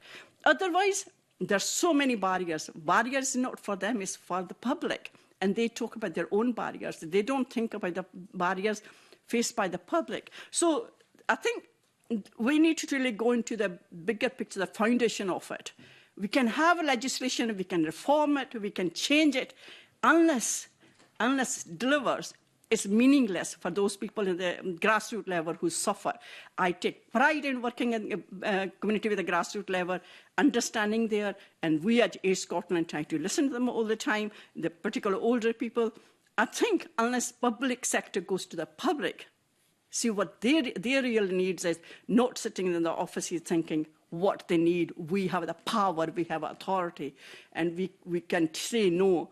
But I think though that mindset have changed, I think much needs to be changed rather than just the legislation.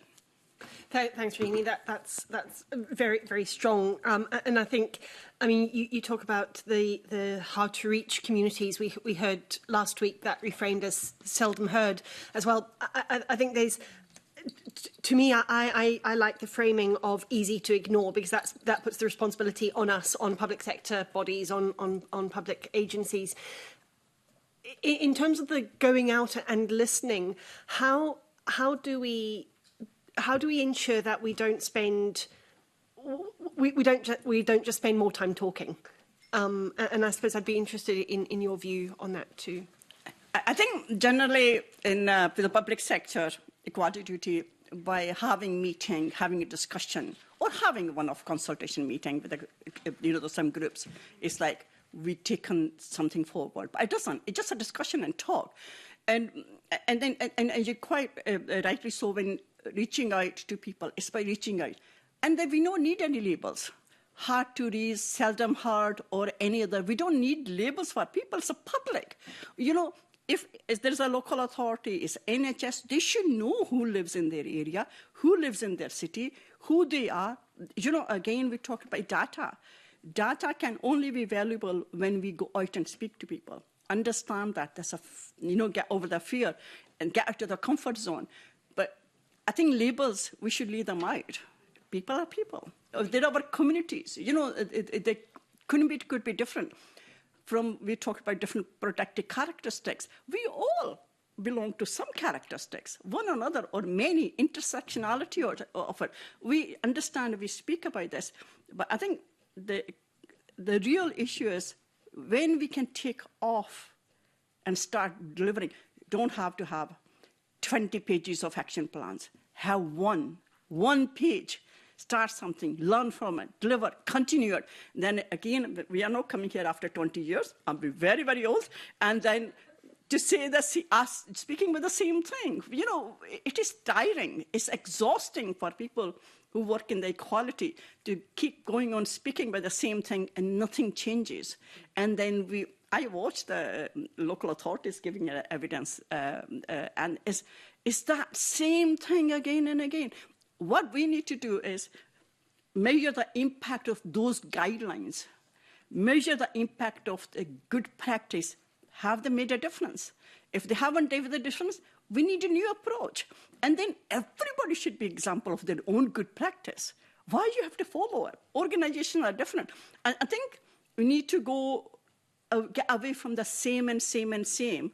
We need to look at what works and what doesn't work. Again, impact on those individuals we're here to serve. I think this is important. Those individuals there to serve. If they can't access services because so many barriers are complex needs they have and means it's not working. We can call it what we like, but it's not working. Thanks, Rahimi. Pauline, you were nodding quite quite vigorously. Yeah, quite a while ago I started referring to groups of people as being seldom reached rather than seldom heard and hard to reach, because it's both, you know, lack of effort to go and meet directly with people, as you were saying, as Rahina was saying, but also it's the barriers that they face to being involved in the mainstream exercises. And I really would urge and reiterate that public bodies should be engaging with people with protected characteristics in all parts of this work, and that actually there is you know, go beyond the taking reasonable steps to involve, and remember that there's a requirement. For example, in the UN Disability Convention, the UNCRPD, there's General Comment 7, which says that disabled people's organisations, as representative organisations of disabled people, need to be involved at decision making at all levels, and that should be done as a requirement in the community, working at local levels with local disabled people rather than cutting their funding. These voluntary organisations make huge differences with their communities. They need to be reached out to get to those communities, and then to get to the intersectional communities that they represent, because again, disabled people are not a homogenous group. And like you were saying, I'm a disabled woman, there are disabled BME people, disabled LGBT people.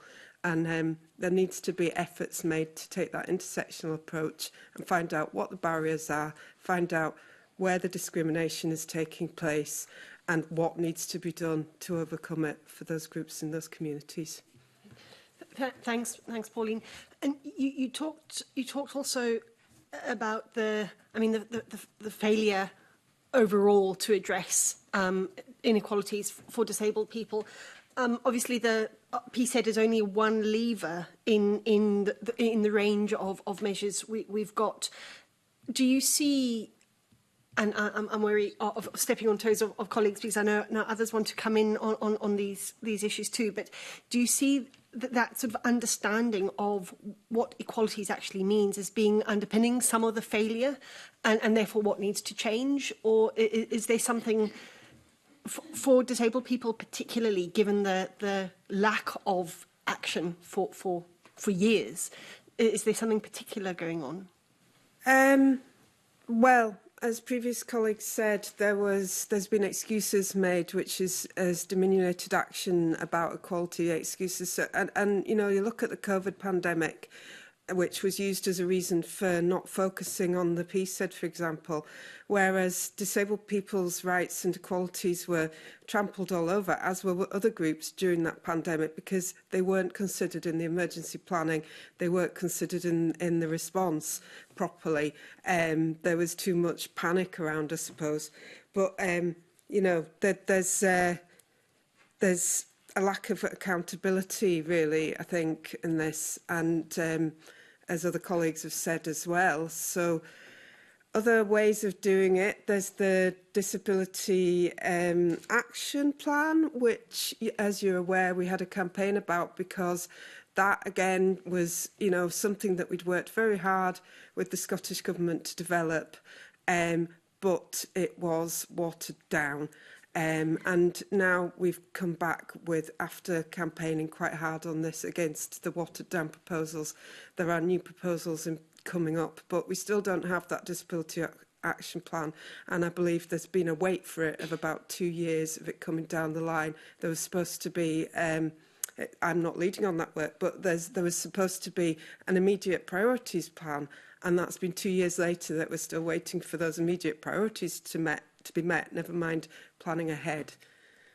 Thanks. The frustration that both you and Rahina have expressed comes out quite strongly in what you said. Vic, if I can move to you, PSED, is it delivering? Well, given that it's not delivering, where are the barriers? Where are the failures? I think it's important to be realistic that one of the big barriers is that if we genuinely want to drive kind of transformative change and address the widespread inequalities that still exist across Scotland, that requires resourcing. It requires resourcing of people, and it requires financial resourcing. And I think what we often find is that public authorities know what problems are, and often, not always, but often as well, know what some suitable solutions would be, but they're not actually able to deliver them. So they'll just revisit the problem again in a new way, using a new kind of process of engagement. But really, what needs to happen is that they need to fix the problem they've identified, in which communities have often kind of empowered them with the tools to solve. And I do think that that is a massive gap, and I think that it's what we've kind of seen throughout this process as well. And I think, you know, several people will refer to that joint submission that a range of equality stakeholders made to the Scottish Government in 2022, and that was that in you know, overall, we think the problem public authorities face when they report on the duty is that they don't actually have a very good story to tell about the change they've been able to make. It's not that the reporting requirements are difficult because they're overly bureaucratic. It's because actually, ultimately, they're not really able to evidence that they have done all that much in kind of achieving the three aims of the duty. So you can kind of make the requirements as easy as you want to, but if we don't change the kind of problems around resourcing and around competency to mean that they're actually delivering positive change for people, then it doesn't matter how they report on it. It's always going to kind of reach the same outcome, I suppose. Thanks. And you talked earlier about the lack of connection to the whole purpose of the duty to drive change. In that lack of connection, you've spoken of resourcing and also of competence. Do you think those are the two things that are working together to create that disconnect, or are there other things going on as well? I mean, I think it is a pretty complex picture, but I would also share the view that there's a kind of issue as well around seeing equalities as an add-on.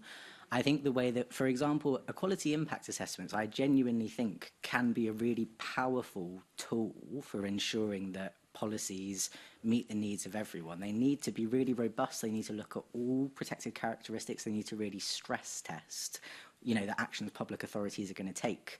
But I think that instead, we tend to see them used at the end of a policy process that has already decided the action that a public authority is going to take, and all it tends to test are there unintended negative consequences that we've not thought about. They very, very rarely are done at the start of processes. They very, very rarely are more ambitious than that.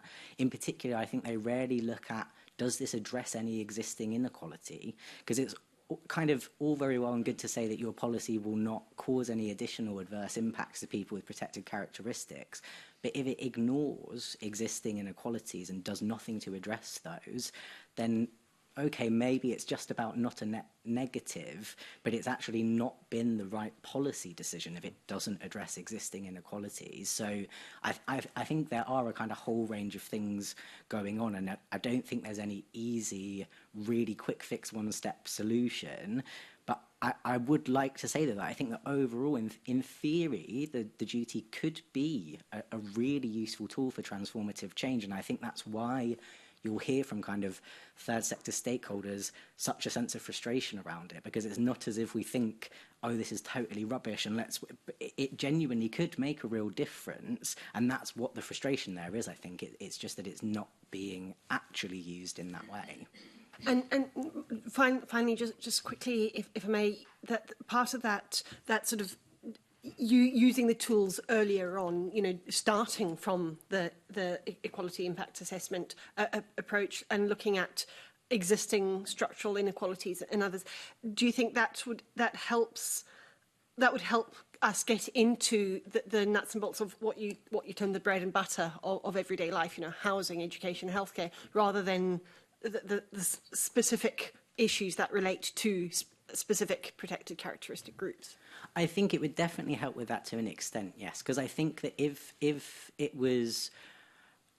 there was more resourcing given to and a greater understanding across public authorities that it is not just certain kinds of policy issues that they need to consider the impact of on.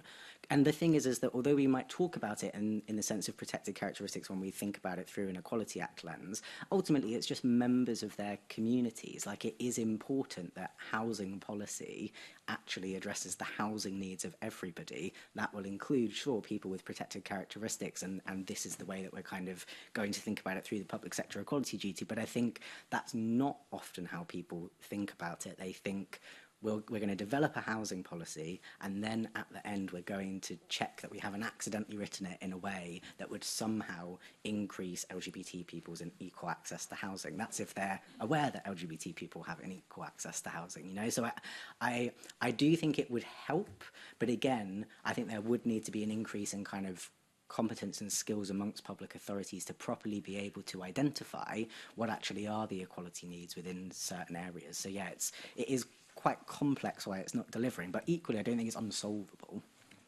That's helpful. Pauline, I see you want to come back in there. Yeah, I wanted to add to that. So at Inclusion Scotland, we've been doing we've been conducting 2 surveys. One for LGBT plus disabled people on their experiences of health and social care support in Scotland, and one for providers on their experiences of delivering that health and social care support in Scotland. And the first survey for people with lived experience closed on Monday, and we're just doing the analysis of that, so I can't give any highlights from it. But just to say that we had about 90 responses to that, but we had very limited number of responses from service delivery organisations and public bodies who we really aimed to get that out to. And I think that's telling of something. Now, the idea of these surveys is to produce a toolkit for providers and public bodies, taking an equality and human rights approach and show them what needs to be done. And this could help in terms of planning, in terms of PSED, in terms of mainstreaming outcomes. But we needed that engagement, really, and it's very disappointing that they're not engaging in things like this, and it sort of shows the devaluing again, I think, of these issues, these intersectional issues and barriers that are faced. Thanks, Pauline. I'll leave it there. Thank you. Thanks. And now move on to questions from Paul O'Kane, please. Thank you very much, Convener, and good morning to the panel. In the previous session, I was asking about how we might extend pay gap reporting, particularly in terms of ethnicity and disability. So I'm particularly interested to get a broader view on that if I can. So obviously, you know, within older people and people who are ageing in work, obviously there is very often something of a disability gap that can be tested, I suppose, and may develop over time. So it would be good to get a sense of, should we extend it to look at disability within that pay gap? And also if panellists had a view in terms of ethnicity, I think that would be helpful as well. So Pauline, I don't know if you want to start, and then we'll maybe come to Rahini. Yeah, thank you. Yeah, we've generally been supportive of the proposal to extend the pay gap reporting to disabled people. And it's overdue because there is a big pay gap. There are other barriers, of course, to work, and this was brought up in the previous session. So there are big barriers to employment for disabled people, and we know of disabled individuals who have applied for jobs, who have undertaken internships with us and others and still face barriers to getting in the door in workplaces. So I think this needs to be a whole, you know, a more of a look at the barriers and discrimination placed in the workplace and getting into the workplace. But in terms of pay gap, I think it's the points raised earlier about data as well. There needs to be a more nuanced approach to analysing data. We do already have these figures that disabled people on balance earn £2.50 less than non-disabled people.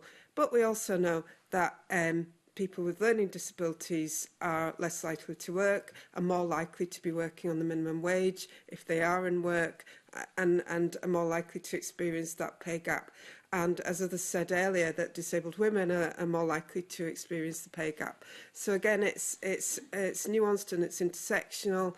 It needs an approach that looks at different impairments as well, different impairment groups, and the pay gap within between, and also, yeah, like a gendered approach and so on. Yeah, it's I think it's going to be quite challenging.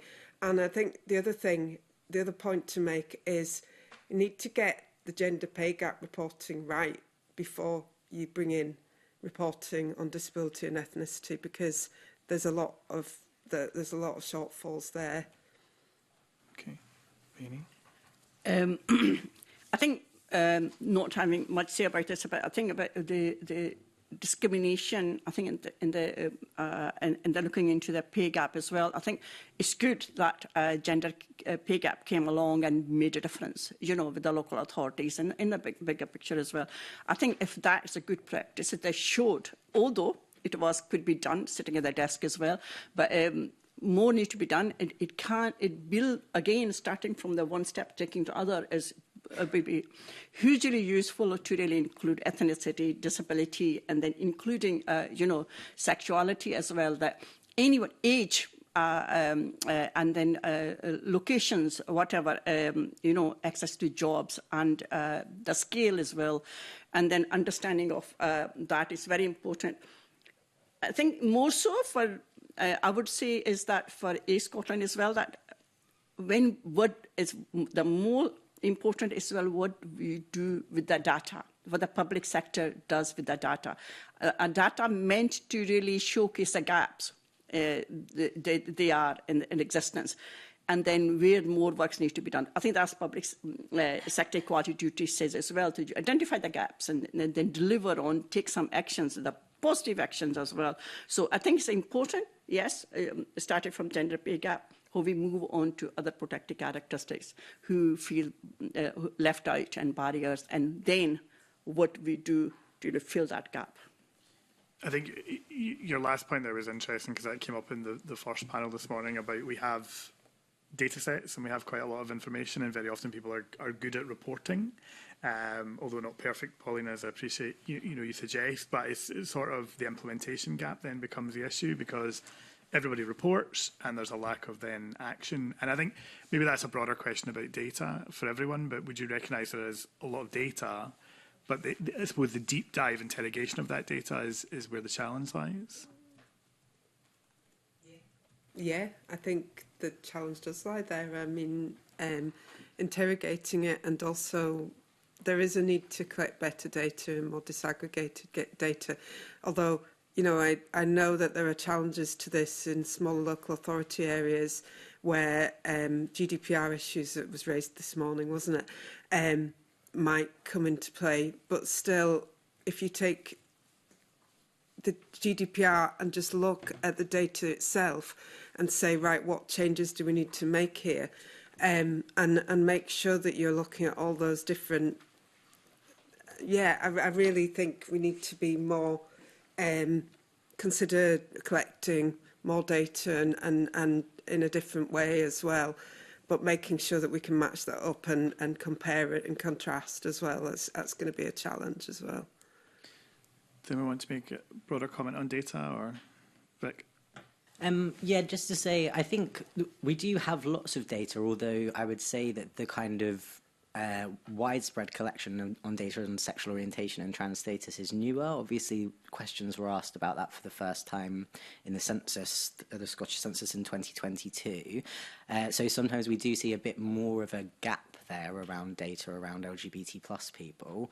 I think that sometimes that's been kind of a justification for a lack of action, specifically on improving LGBT people's equality. And I think that it's really important to acknowledge that some of that lack of data collection is actually a product of kind of negative social attitudes towards LGBT people. So, for example, it wasn't considered, it didn't pass public acceptability testing to ask a question on sexual orientation in the census before the last one. So you then kind of end up in this sort of scenario where we don't have a lot of national level data about people's sexual orientation because there are negative views about lesbian, gay and bisexual people, so we're not able to ask those questions, and then subsequently you're told there's not enough data about sexual orientation to take action on it, so there's almost the kind of double punishment there around a lack of data, although it is significantly improving in recent years, to be sure. I also think there is, as I said in terms of my earlier answer to Maggie's question around what we sometimes see is people know what the solution is, but there's not the resourcing to do it. I think that can be the same issue sometimes with data collection.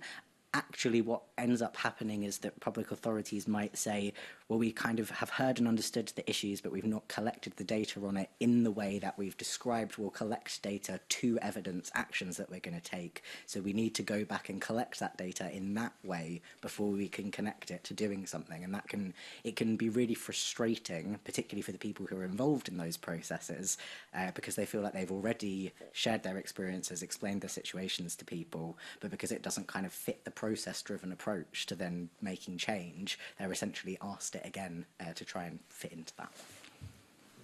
Thanks. We'll now move on to questions from Evelyn Tweed, please. Thanks, Convener, and good morning to the panel. Thanks for your answers so far and for being with us today. Can you tell the committee what your views are on the Scottish Government's revised approach to assisting listed public authorities to embed inclusive communication? And Rohini, would you like to come in first? Yes, I think inclusive communications, two-way communications is very important. If removing the commission barriers is the foundation of delivering public sector equality duty. And how it is done is important. I think we also need to be mindful of the multiple communication barriers. Mostly talked about language. Some people need to have audio, braille, and sign languages. In Scotland, there has been opportunities. There were some agency organisations were given a lot of money to develop good guides on the Pacific communications. And then what happens then, over the period, a lot of good work is done, but then if those guides are not utilised by the public sector, it's a waste of money, and then they disappear. All the investment, all the resources, all the expertise disappears. Inclusive communication can lead to an openness with the public. Public we want to speak to, why they are not coming to us, and it also helps give the information to them about the services.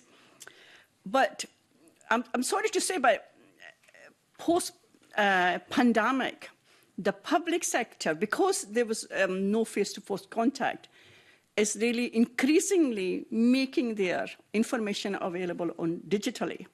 I think, in a way, they tick the boxes because it is available on the websites or on the social media, but it's not reaching out to people which is for. Resources are used, money is used.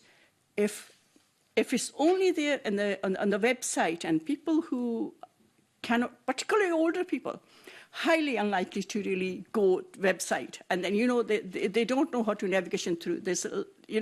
They don't use that, let alone if they can't speak English as a language, and navigating through the system as well. I think we don't really have understanding of who the communication is for, who our target audience is well, and then it is if the public sector going to make the communication use as to make them, they tick the box, but it's their own convenience rather than who's it meant for, who's the audiences. I think it can be easily done once we start understanding who is for, who we have. And then it is by law as well, that removing language barrier and other, providing information formats. It is going backward in a sense that the more services are online and inclusive. It could be a doctor's surgery, it could be any public sector, local authorities. It is the burden is on the public who are there to serve to really find out one way or another. And then if it becomes so challenging and difficult, they just really live the way they are. They don't seek, the information. They don't know what is out there for them. So inclusive communications are core of delivering of public sector equality duty in a main sense, because if the public sector understand the public at grassroots right or whatever, I'm all about reaching out, speaking to, delivering to public. That's what our job is. That's why we get paid to do that. So if they are not accessing information, there's no two-way communication. It's only one way giving out, telling her where it is, or because in the impact, equality impact assessment, it could be said that was done, but I think it could be, you talked about resources needed, it could be, in a way, waste of resources, because it is not serving the purpose of it was meant for. I can go on about this, but I'll leave it here. Thanks. Does anyone else want to come in? Can I come in, please? So Inclusion Scotland, disabled people, other disabled people's organisations and a lot of other organisations as well had welcomed the initial proposal for a specific duty on inclusive communications, and we note that the reformed proposals are much weakened, and they propose for training and guidance, and we think that this is unlikely to lead to meaningful change. Now, there is already a reasonable adjustment, a requirement to make reasonable adjustments, and communication barriers can be a reasonable adjustment to make those changes. But I think I agree with Rahina in that the onus is put on individuals to communicate those barriers. And we need that standard for public bodies, because failure to provide information in accessible formats prevents disabled people from accessing communities, from accessing services on an equal basis with others. So there's really good reasons to do this, but to do this well. And an example that we can give from lived experience is we were recently doing research as a part of a project we did on lived experience of DWP universal credit and what that experience was like for disabled people. And 2 blind participants in a focus group told us that about their struggle with public authorities to provide letters in alternative formats.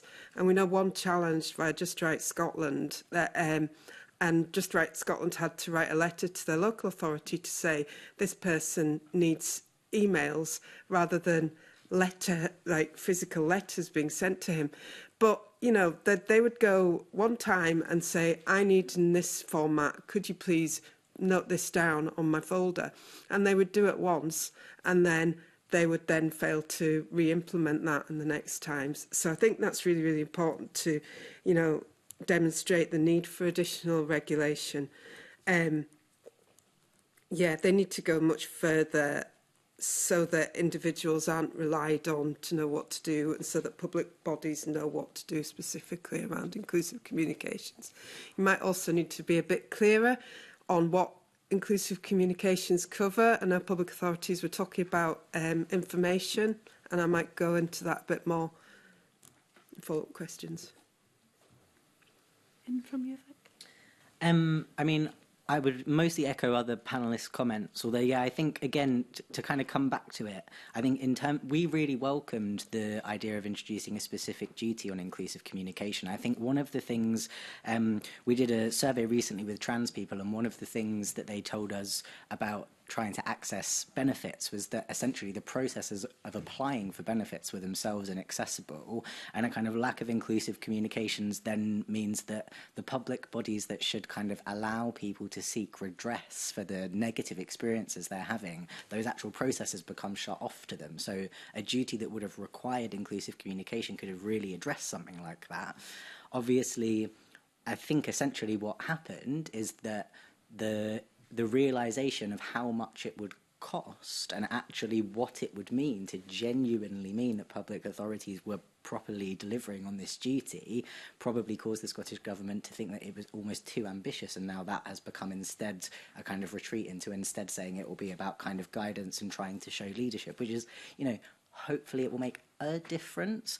Will it make transformative difference? I really don't think so without it actually being kind of a duty in law. Okay, thank you for those answers. To move on, how effective do you think the Equality and Human Rights Commission is at regulating public authorities' performance against the PZ? You're smiling, Rahina. I'm going to go for you. Okay, thank you. It doing the job. It could be better, and I think we believe it is we are not very sure if there's any penalties for any public sector if they're not delivering on public sector equality duty. If there's there's a power that could be enforced, or they are asked to do it, given up a time period, I think was said earlier as well, to really do more on this specific things. I think the regulatory power needs to do more on to make sure that we can have a duty and can have a law, but if it's not delivered, and then if there's no consequence of it, then it'll continue to, of some doing much more, other doing little, some doing not at all.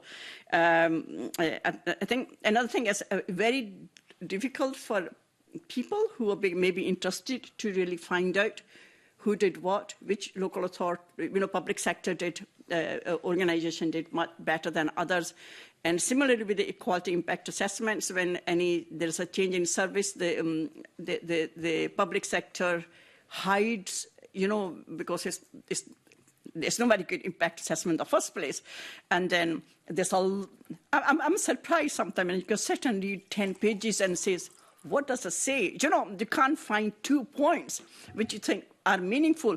I think less emphasis on writing pages and pages, more on being very specific and then how, I think it was initially was, previously was discussed that how the new equality impact systems can be in place, which are very specific and focused, rather than there's a opportunity for some public utility provider to write things that are irrelevant, they are not meaningful, and they don't make sense to all at all for the public. We need to know where it is, and then it should be more open and more available to the public, because public has a right to know if any public sector hasn't delivered to the public, and then more apparent, and then I think then there's more sort of onus on the public sector that they improve on it. And I'm sorry, I know resources, but I don't want to see, we don't want to see resources as an excuse for non-delivery. It's a law, and they have to do that, and they make it work. Thank you. Do you want to come in? Yeah, we didn't answer a question about the EHRC in our written communications, but we would agree with points made by Engender earlier about compliance probably coming down to lack of funding, like the big funding cut. The HRC has had an 85% cut in funding since 2007, and there is narrow scope for enforcement action. And I think I really agree with what Engender were recommending earlier in terms of, rather than punishing, really maybe making an example of, but then in public, and then supporting to improve delivery of the PSED, because that support, if you don't do that, then nothing will change, and you just keep reporting on the same old, same old.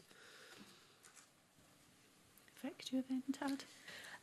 Yeah, I would echo colleagues' comments, and also I suppose it's one of the Equality Act 2010 is a fantastic piece of legislation that protects so many people from discrimination, but one of its weaknesses is that it relies on individuals knowing their rights, knowing they've faced discrimination, getting legal representation, winning discrimination cases. And ultimately, the public sector equality duty is an opportunity to shift that onus from individuals having to kind of make change around discrimination they face, and maybe sometimes a case they win will have kind of strategic significance and make a difference for others, but maybe sometimes it won't, and it shifts that onus away from the individual and onto actual authorities with the resources who should make a difference. And I think I would echo that idea that I think some of the problem is maybe around talking about it in terms of enforcement maybe makes it sound as though it's about kind of punishing public authorities after the fact, but I think it's more about looking at what resourcing and support is required for public authorities to be able to take the actions themselves. That means that individuals aren't required to seek redress from them. And I think, it's enforcement is one of the terms in the Act, so it's kind of how we talk about it. But I think it is more about, can we kind of collectively agree that that really it's public authorities that should be doing the work of addressing inequality and discrimination, and not kind of people who face discrimination who should have to seek redress about it, I suppose. Thanks very much. That's me, Convener. Okay, thank you. And now move on to questions from Marie McNair, please. Thank you, Convener, and good morning, panel. I noted that you observed the last panel, so you've probably heard my question to them, and obviously the response I got back, that the sort of delay to the PSED had an impact on abilities, organisational ability to fulfil those duties. Has the delay to the PSED reform had that similar effect on your organisations? And I'll pop it to yourself first, Pauline, if that's okay. Thank you. Yes, because we represent people with lived experience. Because if you look for the reasons of delay, I mentioned this earlier about the COVID pandemic, about these crises that come along, and what Jill was talking about from Engender as well. These crises that mean that equalities get pushed to the back, and that we don't, that they didn't carry on with the review during that time. And yet, for an example to give, was one of our largest member organisations, Glasgow Disability Alliance, produced a report about the impacts of the pandemic, saying that inequality was supercharged by both planning and responses to the COVID pandemic. So it needs to be looked at, in advance and after that. These changes were hugely important. And then also the delay has caused them to come back and review again and weaken the proposals. So that's been really difficult to sit by when we know that inequality is widening across Scotland for disabled people. And also there's that wider context of the cost of living crisis, the general crisis, what Jill was talking about earlier of attitudes changing and worldviews changing because of a new world order, as it were, that could really impact on the lives of disabled people as they experience attitudes changing. And so these duties need to be strengthened, but they've weakened, and we get arguments about that it's not compatible with UK law, but we need to take a hold of the PSED. It's our public authorities. Thank you. Do you have any suggestions going forward? I think they need to work closely with equality organisations at both a national and organisational level, and really listen to our recommendations specifically on what needs to be reformed on the PSED, and give us fuller answers. Also, they need to close the feedback loop. They need to involve us more. There's been a lack of engagement and involvement properly overall, and we probably need that group that people were talking about earlier, a committee of equality organisations to advise them, advisory board. Thank you. Vic, do you have anything? I think the main impact that it's had is that there's not been improvements in how public authorities actually deliver on the duty, I would say. Kind of going back to my initial points, I think we're maybe approached less by public authorities understanding it in the context of their PSED work around trans equality issues, because I think often public authorities don't see where trans people might fit into those kind of bread and butter issues, as I put it earlier.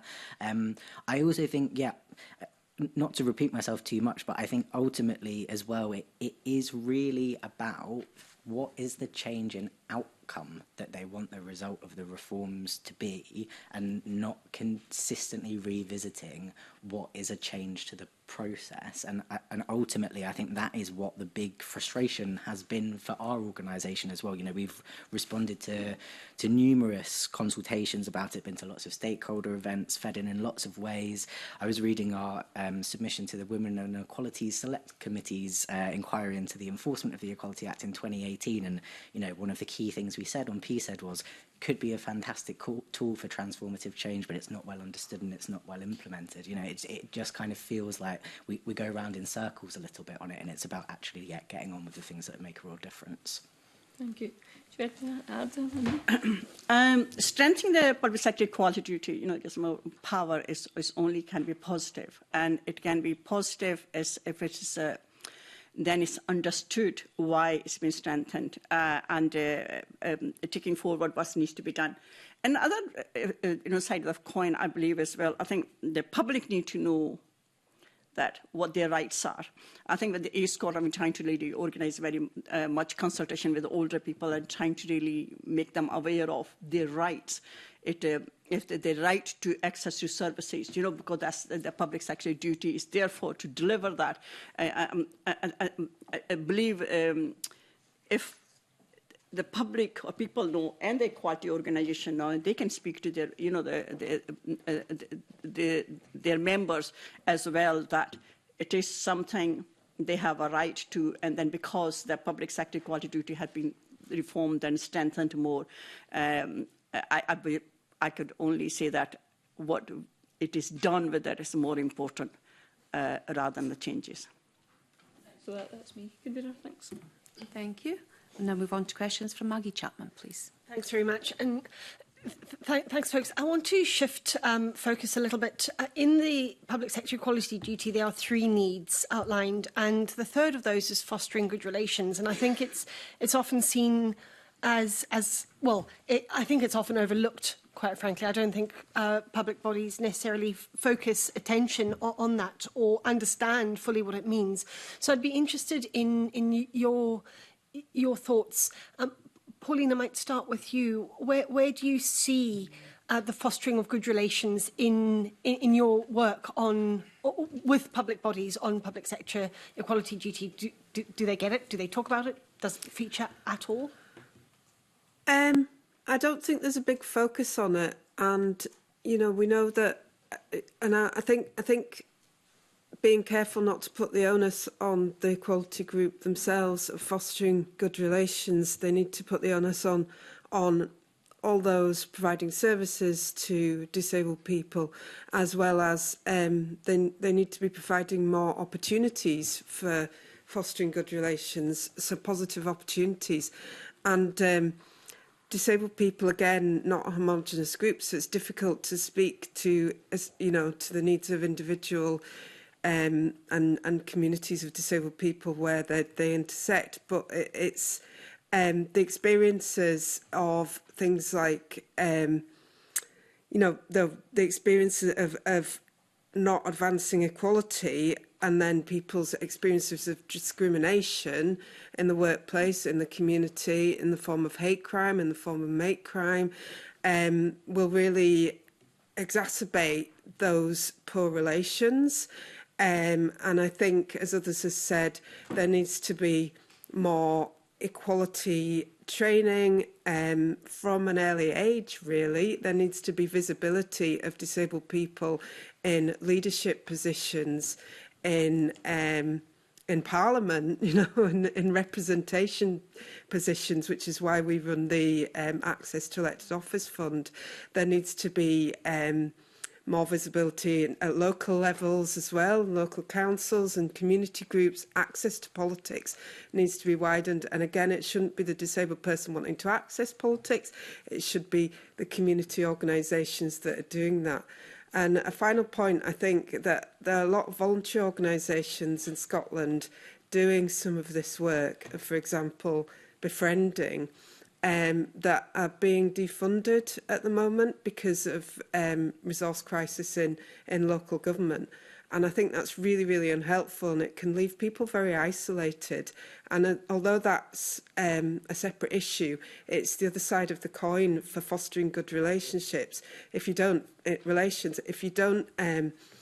do that work for individuals and for communities, you will leave individuals isolated and lonely and experiencing health, all the different issues, all the different problems that we know about health and mental health problems and so on, and it just contributes to those social problems, really.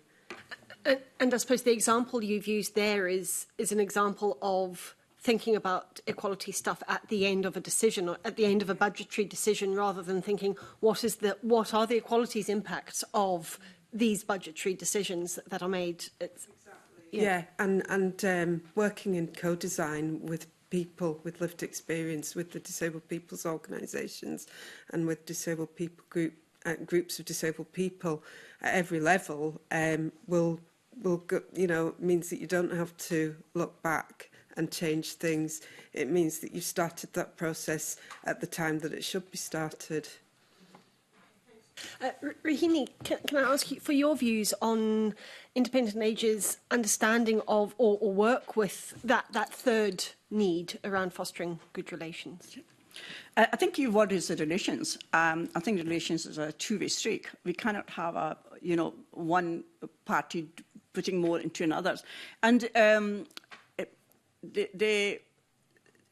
East Scotland, we have been trying to really involve many other different groups to really have their say and, you know, having a discussion on this, because there's understanding in that relationship, and then relationship understanding of what their needs are and expectations, aspirations are. As Pauline had said as well, the cuts in funding, when it comes to funding, the community groups, the voluntary sector, charities are the vital link in between those relations, and they're the mediators. But what happens when it comes to cuts? They go. You know, it's been happening a lot. And another big part is where something public sector does not use those, if they fund a group, a community group, to really see them as a partner, to really develop even the, you know, real good relationship with the communities. What they do is they say, like, still come as an authority, we give you so much money, and then you do it for us. I think there's a different way of fostering good relation with the different groups and communities, etc. as well, and then also how a community then develop the understanding and relation between each other as well. I think the practical side too as well, that the, you know, older people, they could have a different complex need, and then the communication, etc. We need to understand in the relations, when we talk about relations, good relations, that what is we need to be done to make sure our relations are better and good, and they're at the same level as well, and there's a better understanding of it. And then it comes with the understanding the needs of those, and they've been forgotten, the most vulnerable, the most marginalized in our society, because they are the one left out in those good relationships when developing disability or, you know, ethnic minorities, you know, with the people with the Pacific, you know, religions or the sexual orientation. So it is there, from the protected characteristic, there's some protected characters are more marginalized than the others, but how look at the bigger picture, and then how we think, okay, we have had a good relationship with that, but not that, but how we develop and the progress from there. Thanks, Rahini. Vicky, if I can come to you on this question around fostering good relations and where you see the barriers, opportunities, any work that's happening at all in some cases. Yeah, I would also share reflections from the earlier panel that I think the second arm as well, if you want to call it that, about advancing equality is also not necessarily that well understood, but I think I would agree that fostering good relations, perhaps the least well understood one. I think again, it's one of those ones that has the opportunity to make a real difference. I think it's one where it's really different public authorities are going to have totally different kinds of roles and work to play when it comes to fostering good relations, depending on what it is they actually do. And also, if we're talking about local authorities, depending on the makeup of their populations. I think, again, in terms of a lack of understanding about LGBT people's needs, I think that particularly, say, around sexual orientation, as a rule, social attitudes around lesbian, gay and bisexual people have really improved. But we know that, for example, in rural communities still, lots of lesbian, gay and bi people can still feel really socially excluded and judged by their communities and, you know, unable to come out and things. And I think that in those sorts of local authorities, though, there'll also be a smaller population, perhaps, of LGBT people. So then you kind of end up in this situation where that would be the kind of area where fostering good relations organisations that thought about that within the context of sexual orientation would be really important, but perhaps that local authority doesn't have as much experience working on LGBT issues or as many kind of connections with LGBT community groups because the population there is more smaller and more hidden. And again, that kind of creates a kind of vicious cycle, I guess, where the work that is most needed is the less well evidenced and there's the least expertise on it. And I think it's in, you know, I think Pauline as well mentioned hate crime, and I think that I do think there probably is a lack of really good, robust evidence on what really are the effective actions to take to foster good relations. And also, I think it's so important that there's an understanding that those will be really different actions depending on the groups that you're talking about. So yeah, I can't think of any instance actually where a public authority has kind of approached us around LGBT plus equality work in the kind of context of fostering good relations, I wouldn't say. So, I mean, that's I think pretty stark and arguably pretty damning given how long these duties have been in place. If there's not been any conversation about that, I'm wondering whether there's. Do you think there's the need for the second and third needs? And I take the point about advancing equalities being lesser as well. But advancing equality and fostering good relations, do you think there's the need for both of those to become much more prominent in the work that the Scottish Government does with the current and future reviews and work on public sector equality duty, given hate crime, given the rise of the far right, the undermining of equality, diversity work that's happening, you know, across the board, not just in Scotland? Do you think there needs to be more focus on that? Vic, I'll come back to you first. Well, I mean, I think on advancing equality, I would say that's an easy yes. In terms of fostering good relations, I think that there's kind of much broader questions generally, I suppose, around kind of social attitudes and kind of good community cohesion between groups that maybe simply that arm of the public sector equality duty is kind of too blunt of an instrument to solve all of the problems around. Does that mean that we shouldn't use it? Of course not. We should use it as a lever. But I mean, I will be genuine that our organisation, again, is involved in a lot of work around kind of delivering good hate crime legislation and trying to work with criminal justice agencies to make sure LGBT people have good kind of experiences when they report experiencing hate crime. It's a conversation that we have endlessly, though, that is very much solving the problem after it has occurred, and that what we really need to do is drive changes that mean that essentially people aren't prosecuted for hate crime because they don't happen, horribly idealist though that sounds. And I think that I think it is important to be honest that we don't feel that we have the totality of the answer of what would make that would require dramatic changes in social attitudes, and that's not just true for LGBT people at all. That's true for a range of people who are marginalised in society. So I think it would be really good to see across the board a kind of shift in focus, emphasis, resourcing on trying to drive that real change, that kind of, because those are the things that ultimately will reduce inequality and discrimination. It is probably the more complex, difficult, currently less known work how to do, though. Thanks, Vic. Pauline or Rahini, anything to add specifically on that last question of mine? I think I can come in to say that if the good relationship, between the different groups is established, then advancing equality becomes easier. I think that it just goes a gap if there's no relationship, and then if you know relationship with the people you're delivering for, working for, and then advancing becomes a difficult. And another thing is that we also need to really have the community have their own voice, speak on their behalf.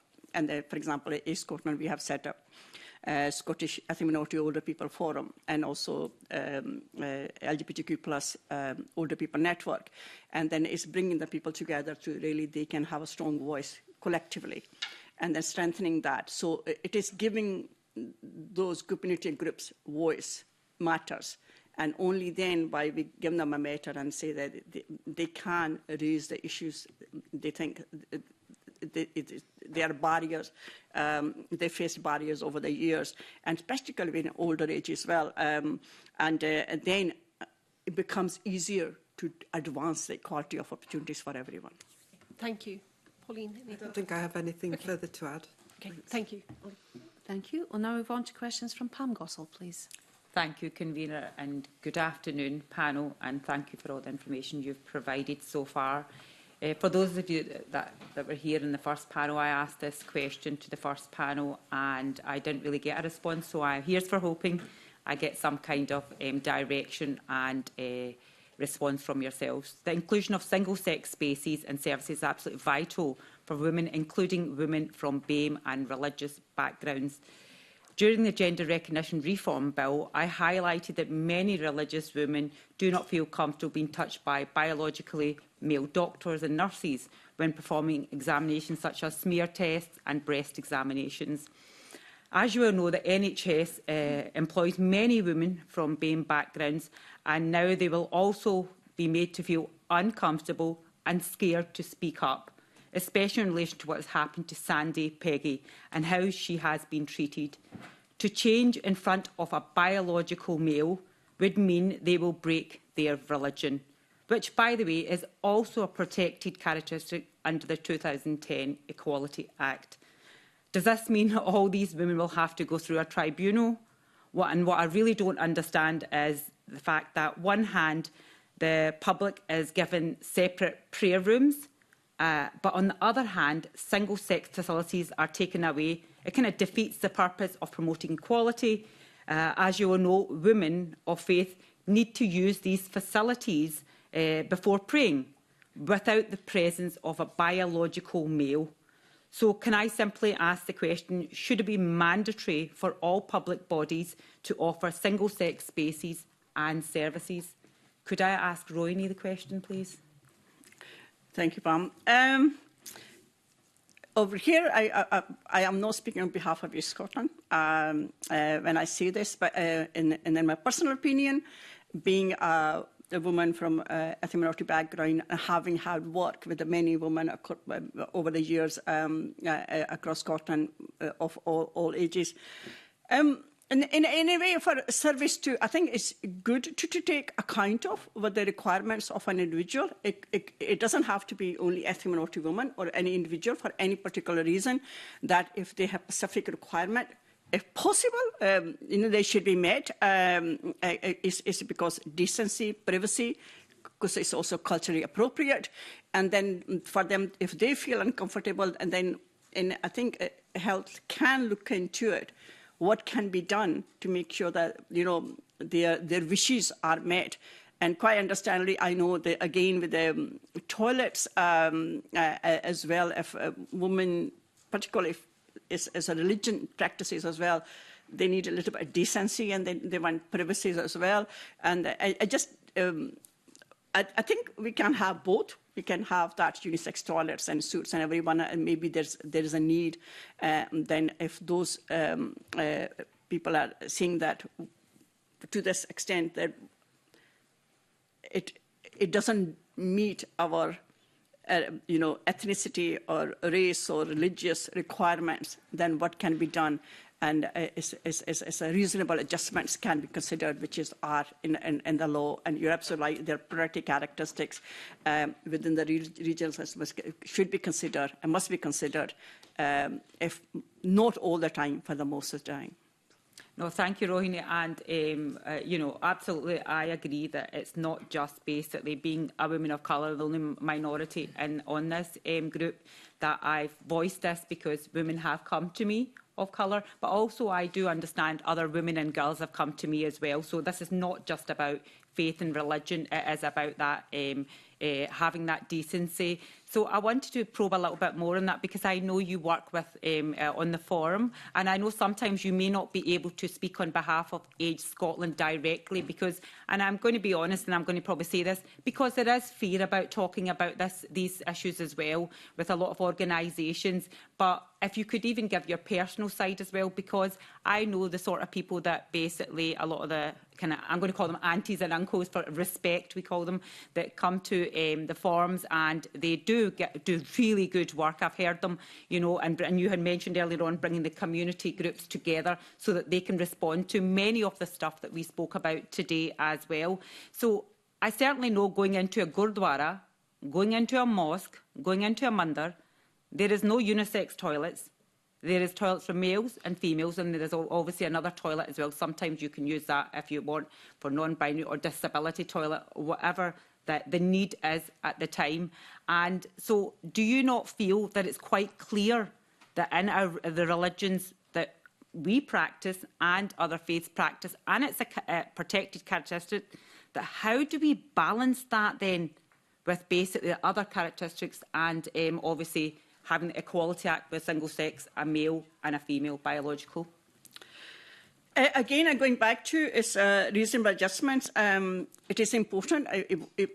It's important that the views are heard, and then talk about older women, and then because we as a next generation, I'm not young either, but you know, have a change and adapted for that. The First Nations has been challenging, and for them, how they were brought up and what they thought was the right thing to do as well. And then particularly some, the religions, and it's very, very challenging to be at the same place with the men and women are together, particularly if it's a privacy of the using the toilets, etc.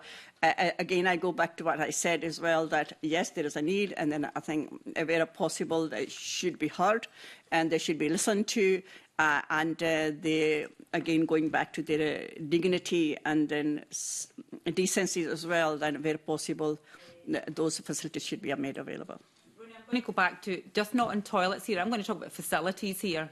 And this is not probably a need, this is a religion. It's actually, my parents came to Scotland, right, okay, and, I was born here in Glasgow, and I think equality should be there for everybody and needs should be there for everybody. I absolutely agree. But this is a religion here you're breaking here. So if I was in a changing room, basically, and I had taken my faith, right, my mother, I'd say, right, or my Muslim auntie, in a changing room, and she had to change in front of a, biological male, right, that would break our religion. There's a lot of consequences here in the Muslim faith and in the Indian faith and other faiths that I'll mention as well. So how do we have that balance? And that's what this question's around. I know that you're saying need, but right now, out there, people are really confused. It's not just about women and girls, it's about faiths, religions. There's so much out there that nobody knows where the guidance is, nobody knows who's guiding who, and people are confused from all backgrounds. So I'm not just saying it's just religious backgrounds here. So how do you see that? So not just the toilets, and I know for a fact that you can't go into a changing room and change with a trans woman, say for example, there, because it may be biological male. And it's not offending anybody. That's our religion. We can't change that. I mean, I'm not breaking my religion for somebody else, I'll be honest. I know how to keep myself safe and, in my faith. So how do you balance that? Because I do know that it's not just the older generation here, it's the younger one as well that wouldn't go into that room. Yeah, I think I absolutely agree. I think people must be heard, and then they were never going to do that. They need a separate, again, going back to decency and privacy as well, and then what their belief is as well, and they strongly believe in.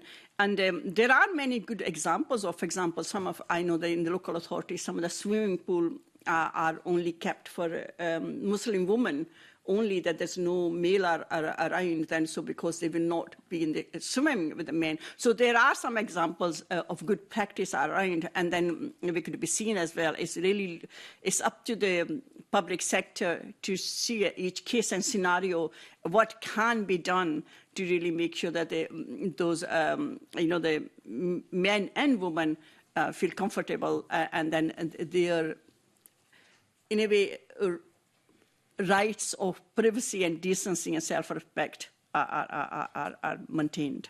Thank you, Rohini. And you're absolutely right. But it's up to the public sector. Again, we're here listening to you about the public sector duty. And it's important, it's very clear that people understand it. And it's not just for Muslim women. Basically, it's for women and girls as well, the dignity and respect.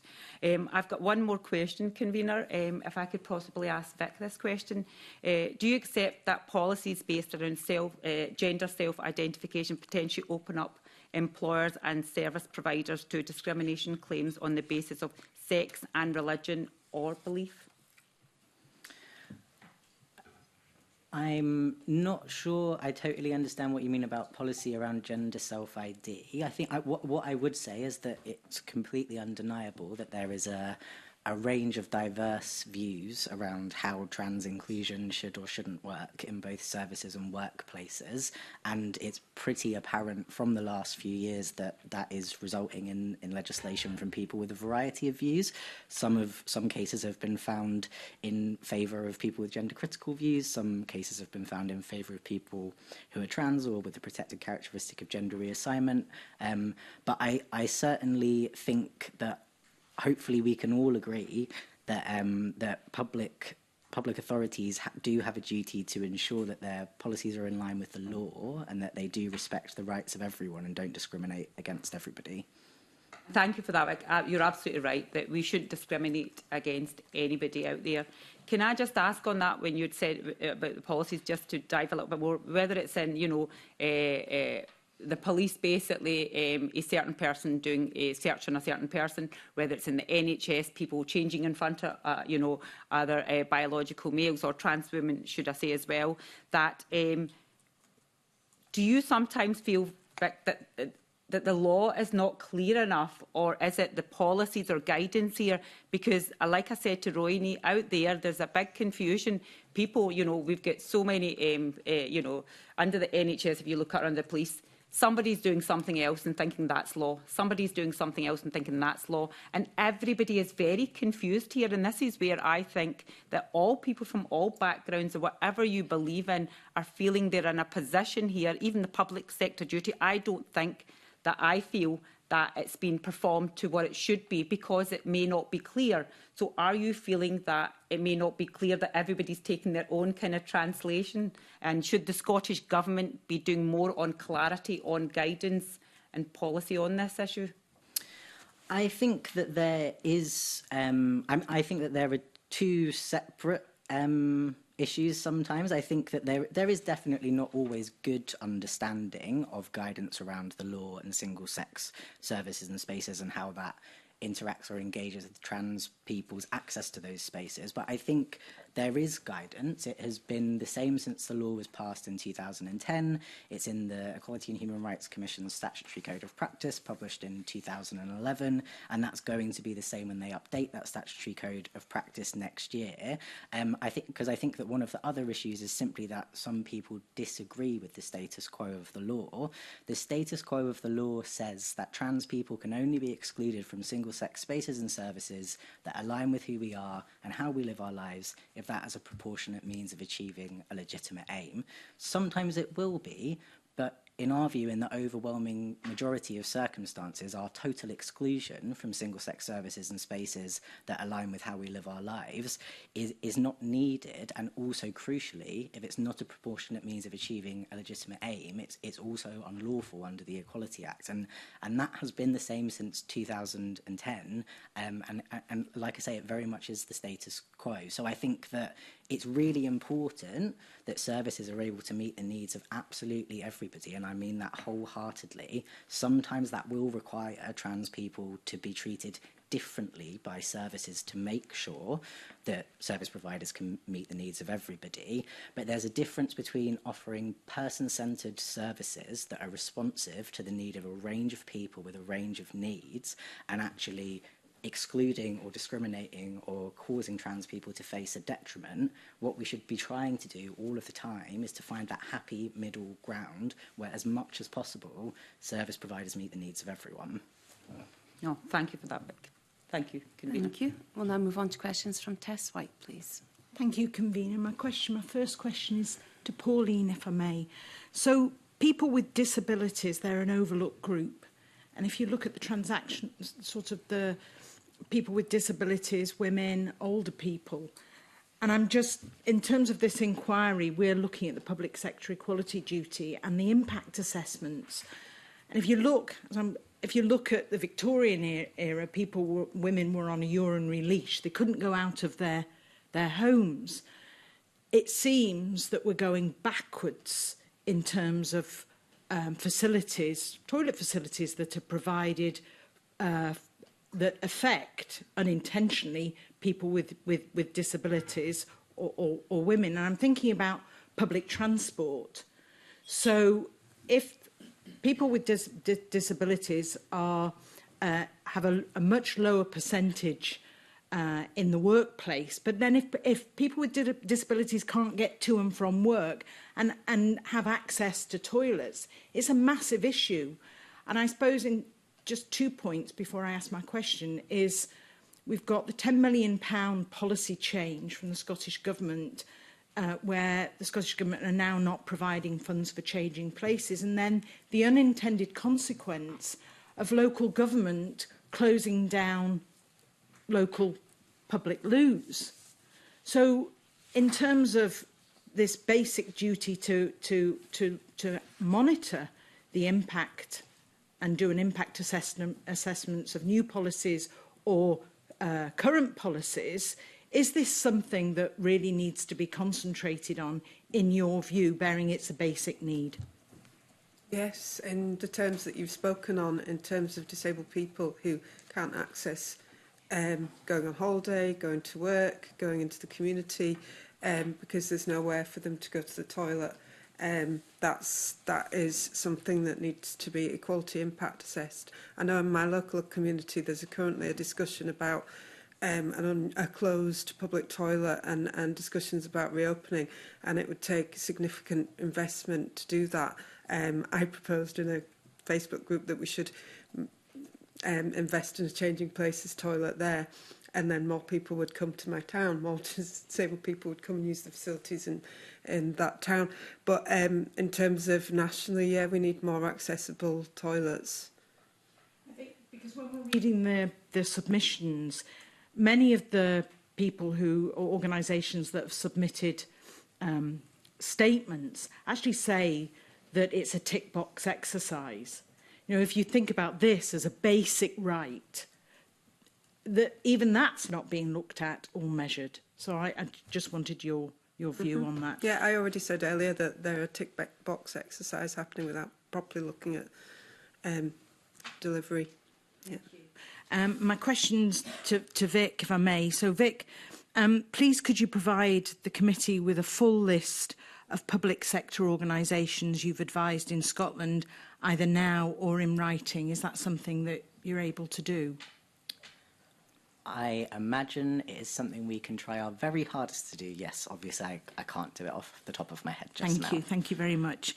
My second question is, you talked about organisations, public sector organisations, not really having a good understanding of their equality duties. So has Scottish Trans sought legal input on the advice and guidance it has given to public sector bodies?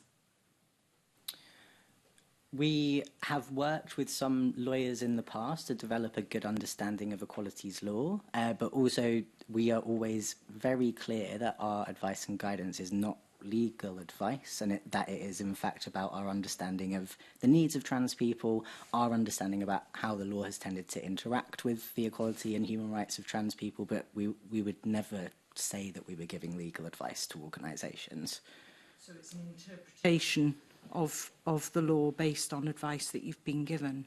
Well, I think we don't, but we don't provide legal advice. We provide advice on what we think good practice and service delivery for trans people looks like within what we understand to be the equality law framework. Okay, so it's your view of good practice. Just looking at the EHRC's submission that came in, it highlighted poor compliance by listed authorities in relation to the duties, and that the setting of equality outcomes is not always informed by robust evidence. Would you agree with that? Yeah, I mean, I think that's obviously probably broader than just specifically trans people, and also I think that I would say that we don't often see public authorities have equality outcomes that are actually specific to trans people. So I think it's harder for me to comment on if their equality outcomes tend to be based on good data or not. But I think we've had a wider conversation, and I would generally say that there is more and better data for public authorities. Are outcomes always necessarily data-driven? No, I don't think that they are, and I think that could definitely be improved. So I think, because we're talking about not only compliance, but we're talking about generating a positive culture in an organisation. And if it's not informed by advice and guidance, is not informed by robust evidence, then that can open the door to miscommunication, misunderstanding. So do you believe that it's appropriate for activist organisations to offer guidance that leaves public sector bodies vulnerable to legal challenge? I guess I would like to understand a little bit more about how you would understand or describe an organisation as an activist organisation. My organisation is a charity, and we work to improve the lives of LGBTI people across Scotland. I think that it's absolutely appropriate that organisations of a range of persuasions and flavours who represent the needs and experiences of diverse and marginalised groups should be given a seat at the table to share the experiences of their communities with those public authorities. Obviously, it is then not within those groups' gifts what decisions are made by public authorities about their choices around policy and next steps. So in terms of, you say that you're a charity, but you're largely funded by the Scottish Government. I mean, what percentage would you say your funding comes from the Scottish Government? 90%, 100%? It's 100%, not 100%. But I'm happy to provide in writing what the actual amount is, because I don't know for sure, so I wouldn't want to give you the wrong answer. So you're saying a charity, but you're funded largely by the Scottish... I'm sorry, I'm asking Vic. So you've funded you're coming back with the data, but almost 100% by the Scottish Government. I didn't say it was almost 100%. I said I didn't know for sure what it was, other than that it definitely wasn't 100%, and that I don't want to give you the wrong answer, so I'll let you know when I find out. All right, thank you very much. And my final question to Vic, and I know, Pauline, you want to come in, so if I ask Vic this question, if you'd like to come in after that, then please do. So I'm going back to the submission, one of the submissions that came from the LGB Alliance, that suggested that the issues of sexuality, so LGB, lesbian, gay and bisexual, should be decoupled from the issues of gender identity, the TQI, when collecting and analysing data on a range of issues. Do you agree with that? That's not no, I don't agree with that. I respect that is the view of some people who would prefer to separate sexual orientation and gender identity equality. I'm a little confused about the kind of inclusion of the letters of Q and I within saying that would be separated. My understanding is that generally queer refers to sexual orientation as well, and I is normally used to talk about people with variations of sex characteristics. It tends to only be that T that's about trans people. Obviously, I'm the manager of a trans-specific project at a lesbian, gay, bisexual, trans and intersex organisation, so it's clearly our view that working to improve the rights and equality of people on the grounds of sexual orientation, gender identity and diversity and sex characteristics is the right thing to do. Because people talk about LGBTQI plus as an umbrella term. The argument that a lot of organisations, including LGB Alliance, are actually saying that they are two distinct groups. So I completely agree that there are distinctions between sexual orientation and gender identity. I absolutely agree. Our organisation thinks that often, although we are diverse communities with diverse needs and maybe diverse reasons for why we face inequality or marginalisation, lots of them are driven by the same things. So, for example, gender stereotypes, one of the kind of ultimate gender stereotypes is that everybody will be straight. It's about who you will be attracted to. Also, it's pretty much a pretty set gender stereotype that you won't be a trans person, that you'll be comfortable with your sex at birth and that you won't go on to identify as trans. So we would see that as one of the key underlying reasons that both on the basis of sexual orientation or on your gender identity you might face discrimination. And so because we see a commonality in what maybe drives that discrimination, even if it's not identical, then we think that there's merit in people collaborating and working together on those issues. And I suppose that goes to the basic question as there is a huge difference between sex and gender? And do you think that people just don't understand the difference? I think that there are a range of views on the meaning of words like sex and gender, and that will continue to be the case for decades to come. Clearly, there is a difference between people's physical bodies and between the social meaning that we give to those physical bodies, but I don't think it would be fair to say that there's any kind of universal or unified view on exactly how we define the boundaries between those things, which ones are more important, how they interrelate to each other. In fact, I think it's pretty obvious that there is quite widespread disagreement on those questions. And I suppose if you're looking Excuse at me, protected characteristics, the 9 Can I please are ask if you have important. a question for Dr. Pauline Nolan at this point? I just want to finish this, convener. So in terms if I could just say, I would just like to remind members that we are here to question witnesses this morning about our inquiry on PSED.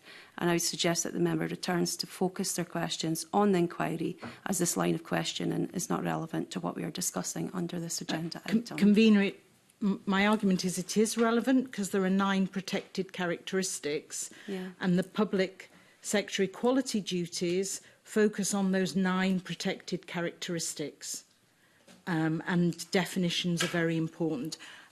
So we will draw a line, as you've requested, on that one. I know that Dr. Nolan wants to come in. It was really your line of questioning earlier that I wanted to take issue with, because we're also, as a disabled people's organisation, National DPO, we are fully funded by Scottish Government, so I wasn't sure. Yeah. Thank you. And Age Scotland? I don't know why it's... I wouldn't be able to answer that, but I think I'm sure that it's not 100% funded by Scottish Government, but I'm not in the position to answer that question. All right, thank you. We're quality organisations, and I'm not sure that we're funded to deliver on equality and human rights through that fund, most of us, I think. So I'm not sure how it relates to this inquiry. Thank you. Thank you. Can I ask if all members are content that they've asked the questions relating to the inquiry that they need to? Okay, thank you. That concludes our formal business in public this morning, and I thank you all for your attendance today. We will now move into private session to consider the remaining items on our agenda.